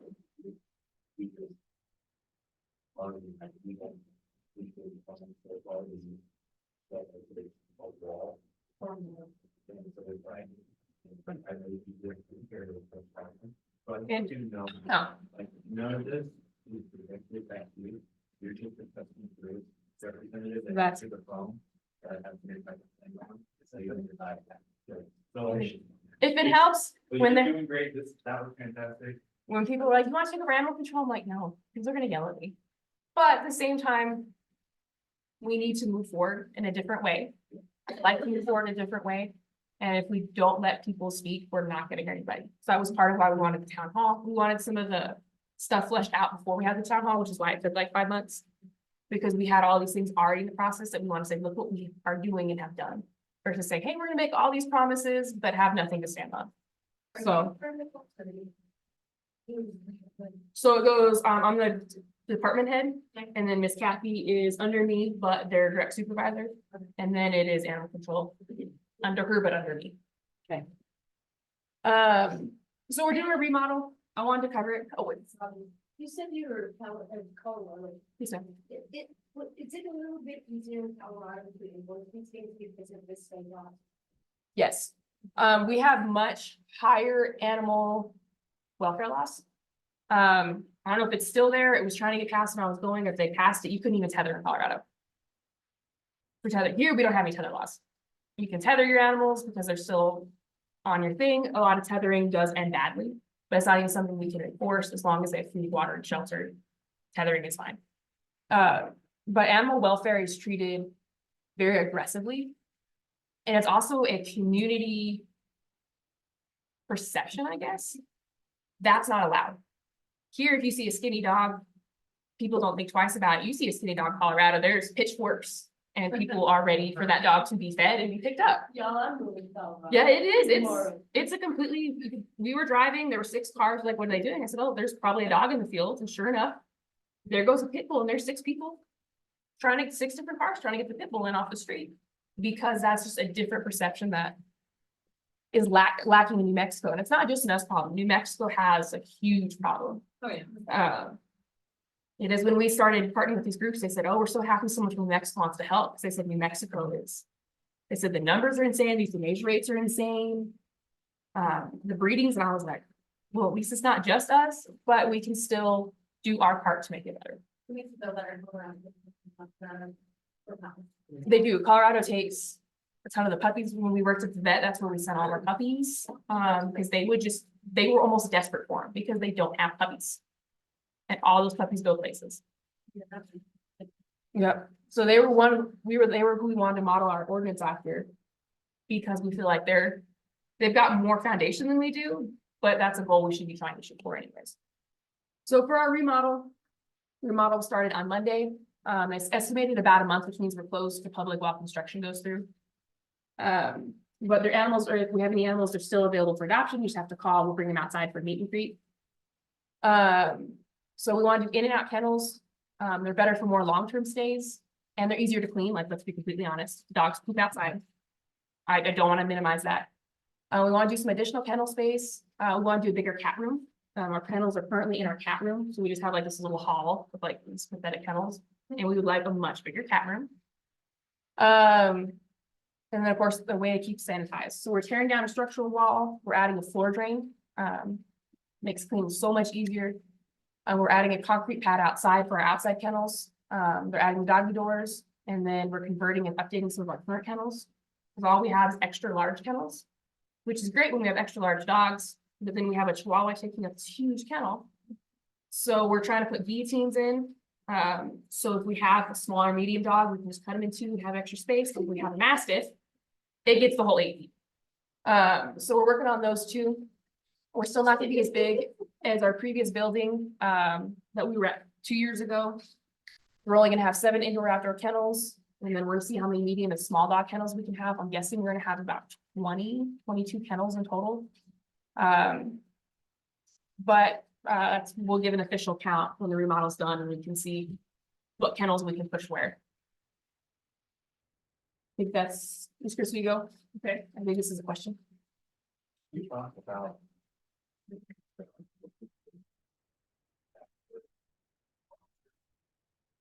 Like, you put their time on said thing, and they do that. $5 a month, have their time on that account. That if dog, hey, the kennel is sponsored by. No one's told me that, but I'm not against if you guys wanna, That's pretty much. yeah, as I said, The shelter, I'm down for passive income. you know, you have some. So right now, we're hoping to have about 20. Yeah, it'll be 7 big ones and then a bunch of medium, small ones. And I actually haven't been told that or heard of that idea, and I'm not against it. But that's an example of start piggyback off that, where I really love that with one section we get and what these things can do. But the fact that you limit all comments, not just the ones that I've read. But when you limit all comments, people can say, hey, what about this? I have concerns about this, whatever. Like, I do like that, or hey, I want, like, I have a 1 bag pound of food, where do I drop it off at? And then people can know. Right. Or say, oh, you know what, that's a good point, oh, shoot, yeah, I also, which can be interested in running. Well, like Linda, I know she's totally something. Yes. Would you be one to let her be like a moderator? So that have to be something that the lawyers have to get involved in, because how it was explained for us for lawyers is we allow everything or nothing. So. Talk to your lawyer, but there's certain limits that you can say, okay, if it's a threat, if it's an internet threat, if it's a bodily threat, if it is outrageous to the point that a normal public would find offensive, you can block it. Those can, but there's workarounds for that. That's why plenty of city cases have limited comments, but still allow comments, because I think a lot of the that we're doing now is from months of buildup of no communication and no one to talk to each other about. I also think it's a problem, hey, let's all come together and work on this. To your bigger point, why don't rescues come together? Why don't the cities to, you know, whatever funding? Well, it's really hard to talk when there's no comments built together.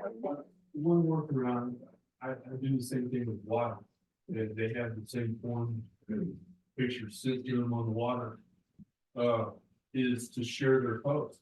And then on my page, people can say, you know, they can say more what they can say just anything, but.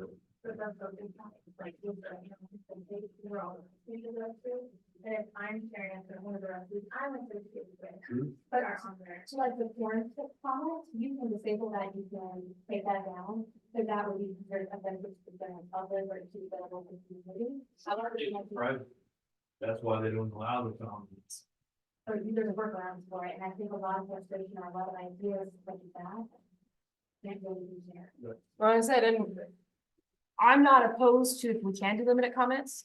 As I said, council's told us this, so if We cannot delete comments, we cannot pick and choose what comments according to our governmental rules. You have to either do all or none.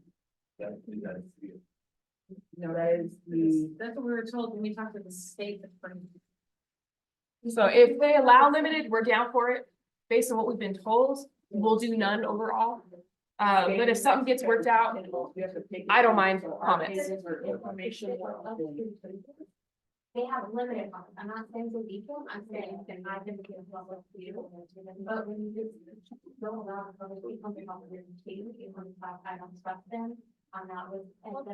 To be respectfully fair, that's why we have open forums for those people to come here and tell us. Oh, once a year ago? Well, we just started doing town halls and this is probably our third one in the last 4 months. So I mean, we're trying to get out there more often than not, and for the last 2 years that I've been here, I've done a chat with the manager each quarter and not had nobody show up to that.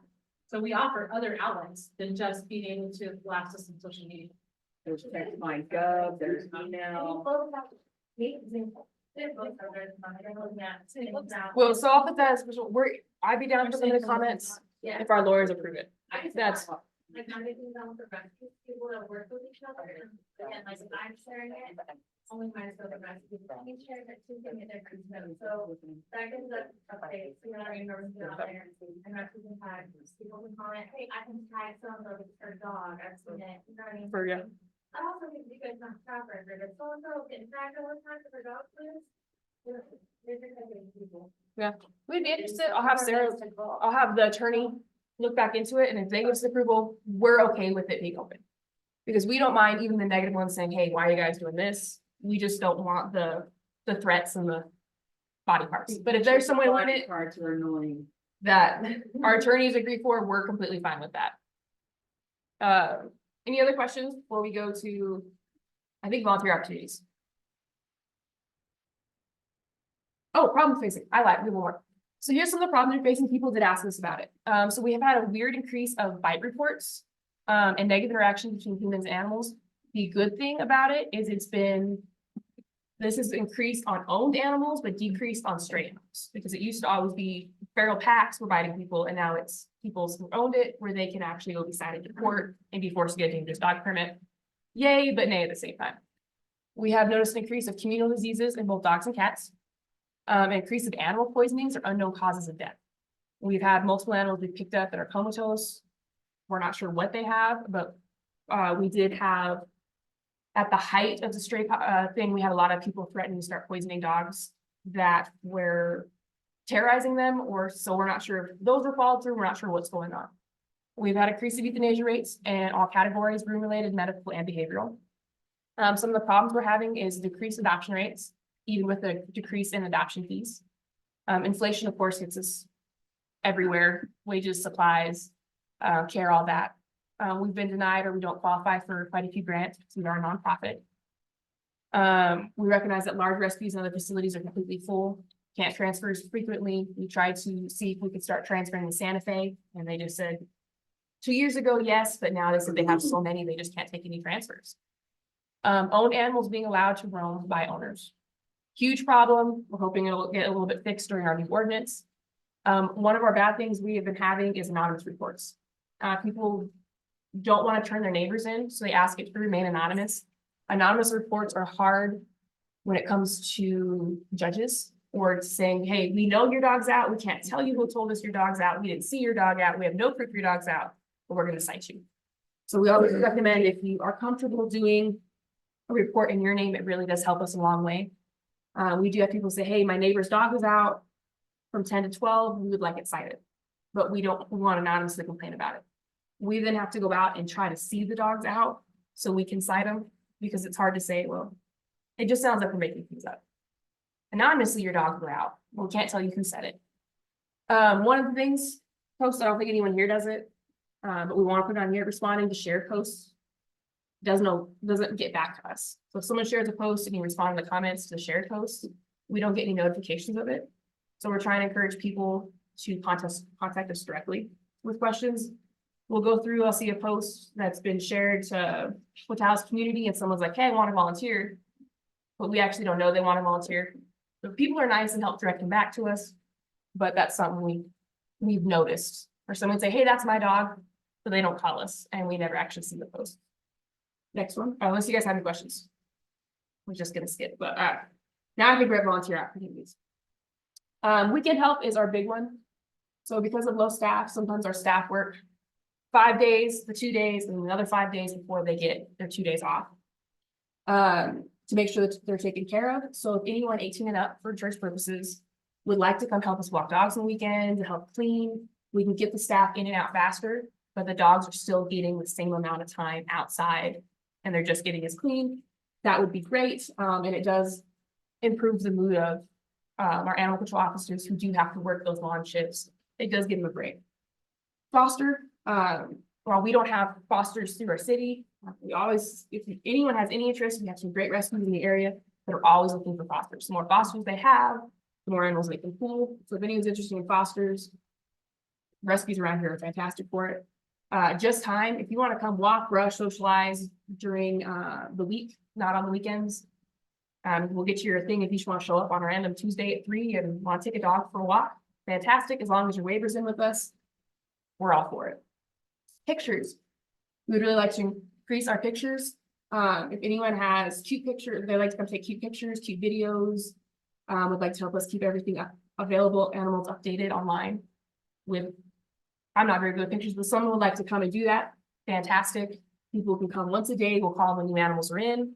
If they want to do, as Ms. Lynn was talking about, bios for us, really cool posts, please come in as much as y'all want.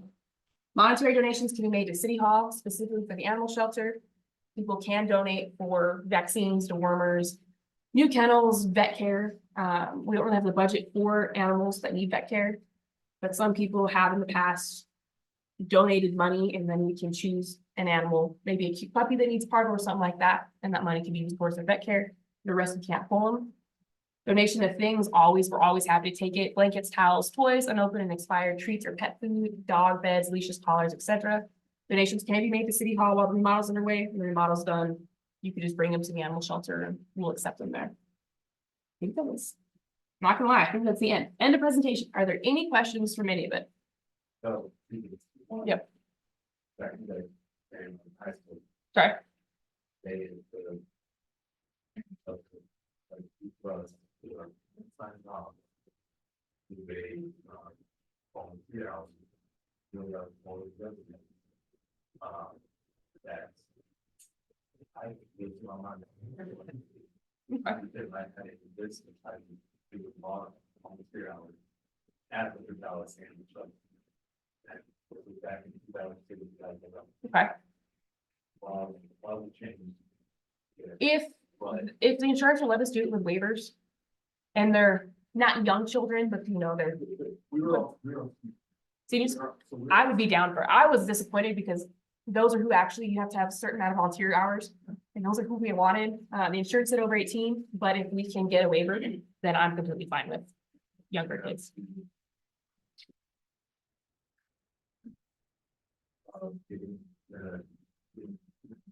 We have a variety of different people that can volunteer. The military guys, they need volunteer hours. If they're, you know, there's certain aspects that you should market that to. And then in regards to the Saturday, Sunday, you know, proposed until, I work Monday through Friday. It's a, you know, it's a 5:30 to 5. I'm never really today. And, was you guys, I know you're gonna go off, how that happens. But would you guys consider 4 on, 3 off? And have them very stable overlap on the day, you know, and like, you know, working 6 p.m. and they're working 4 shifts, they're still getting like 45 hours. We did look at staggering. The problem was they don't always have backup that they need. We do have such a delay in the police that we had an aggressive dog the police couldn't come to. And so luckily they had each other to help. So that's been part of it.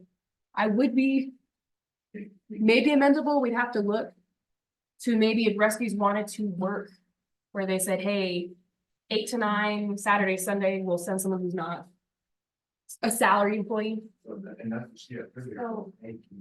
That's a big factor too, I was prepared for me, not when you got out, and I was like, I just spent 15 minutes taking pictures of these dogs.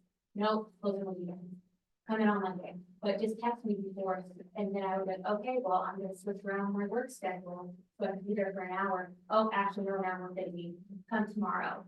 So I guess thinking about that, I think it would be very beneficial to allow some kind of weekend hours. And then also with this new facility, are you still requiring like volunteers to show whenever? Or is it similar to what I've done the past year of, no, you have to text me and, oh, no, okay, it's delayed by an hour. Oh, no, reschedule. Oh, no, actually can't do weekends at all. So we're good. Weekends you'll have to have because someone to let you in and out. So weekends have to be scheduled. Right now, we're good with Monday to Friday while we're open and there's someone there to be with the volunteers because we're technically there from 8 to 12, 1 to 5, open from 10 to 12, 1 to 3. As long as someone's there, we're good people just showing up as long as it causes any problems. But as honestly as we see it, it's just a free worker coming in and helping.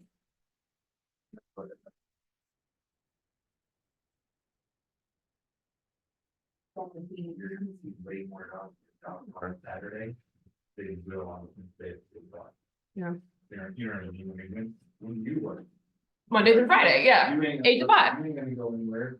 But I think that would be something that you think we actually hold the public of the personalities as far as what would you be interested in, who did volunteer, 7 years ago, a lot more interest on the weekend. And I understand that it's difficult for your.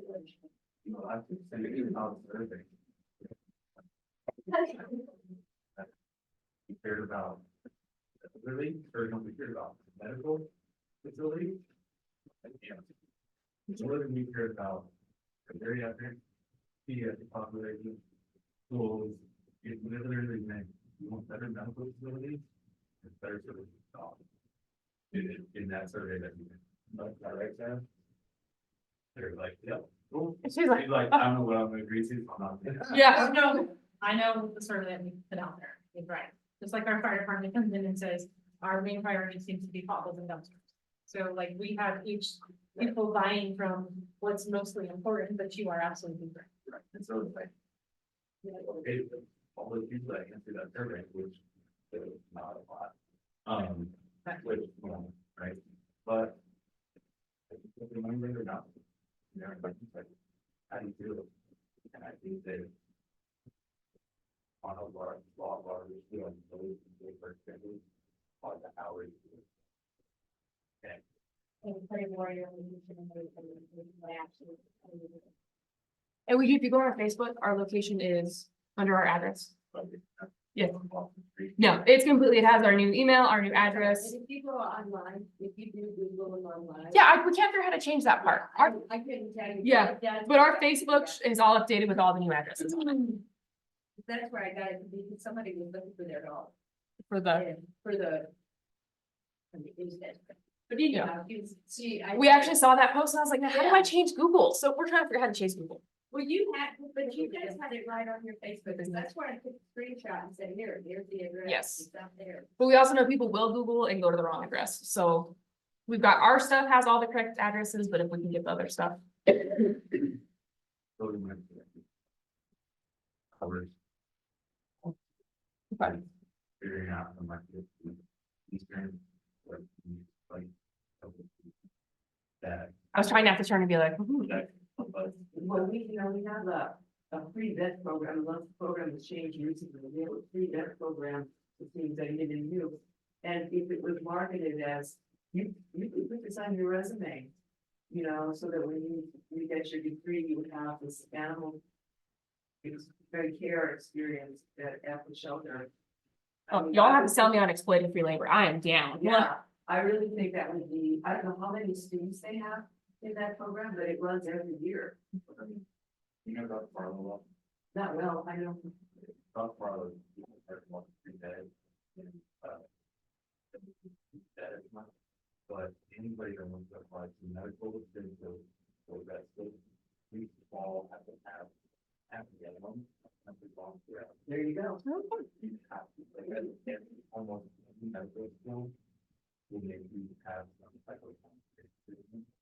And when you're realizing that 4 years in, and you're like, I gotta be all the way back to high school to figure out where I volunteered. No, I'm down. It's a good idea. So because historically, I'm not gonna say, I don't. They didn't allow volunteers very well. They didn't do a lot of volunteer donations. And that's one thing that got our waivers up. We would like as many volunteers as possible. We've even started, so we're getting some of the probation people coming in, and depending on what they did. But we're down to let's people love animals and we're okay with them getting their volunteer hours with us. So I'm down for Easter and Told everybody I've talked to, you gotta give us a little time. I mean, the world's not gonna change. no. And we're not, I know we, us, from lobby, we don't expect it to happen overnight. I think this is just a technique to love to Sure. happen. Well, even. No.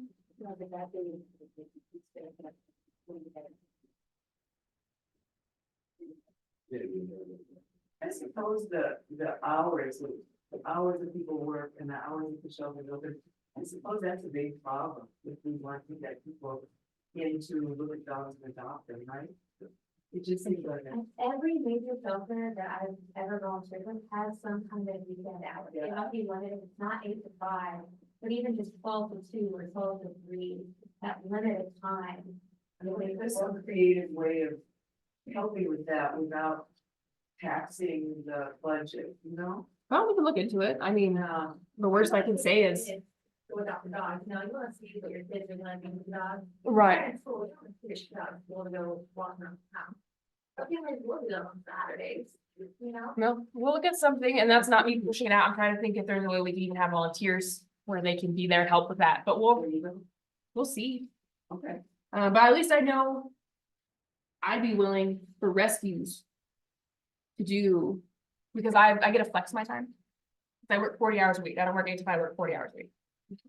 So I'd be willing for like 8 to 9 on Saturday, Sunday, if rescues let me know they'd be interested, letting rescues come from 8 to 9 to pick up or take pictures. Because That's like a huge in the past. And in the future. yeah, that's not something my mind, as I said, it's not taxing my budget because I'm still salaried, I still get paid the same.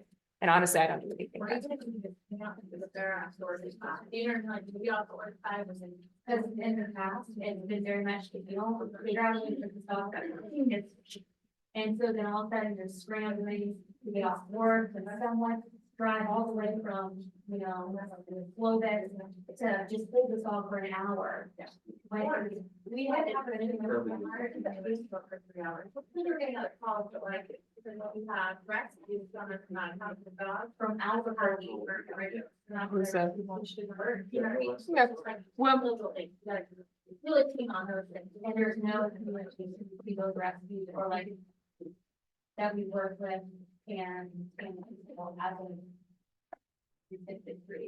to say, hey, I'm frustrated about this, okay, well. Well, Whatever. and one of the things we want to encourage is, I think, and it's because I think past maybe supervisors, department heads for the animal control were easy to communicate with. We've noticed that a lot of the frustration gets poured on the officers themselves, which really is hard on them because they can't do anything.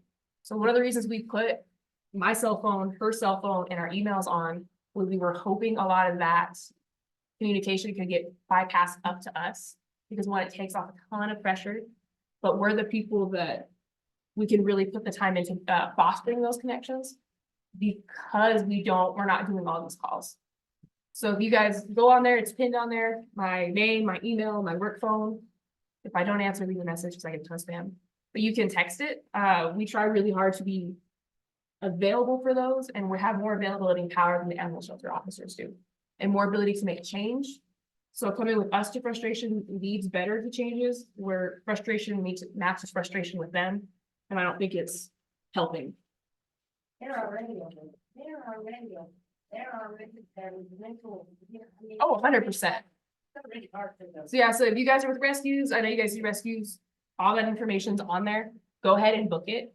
But we'll do an announcement that we'll start doing, we'll try to find a time on the weekends that we can dedicate an hour every time for rescue. Saturday and Sunday to come by, I think they do it, and we'll start. Because right now, I'm sure, I know Rob and you, Healthy and I are really concerned because they are one that is now. There's a lot less rescue opportunities, like where before we'd be, maybe like a dozen dogs.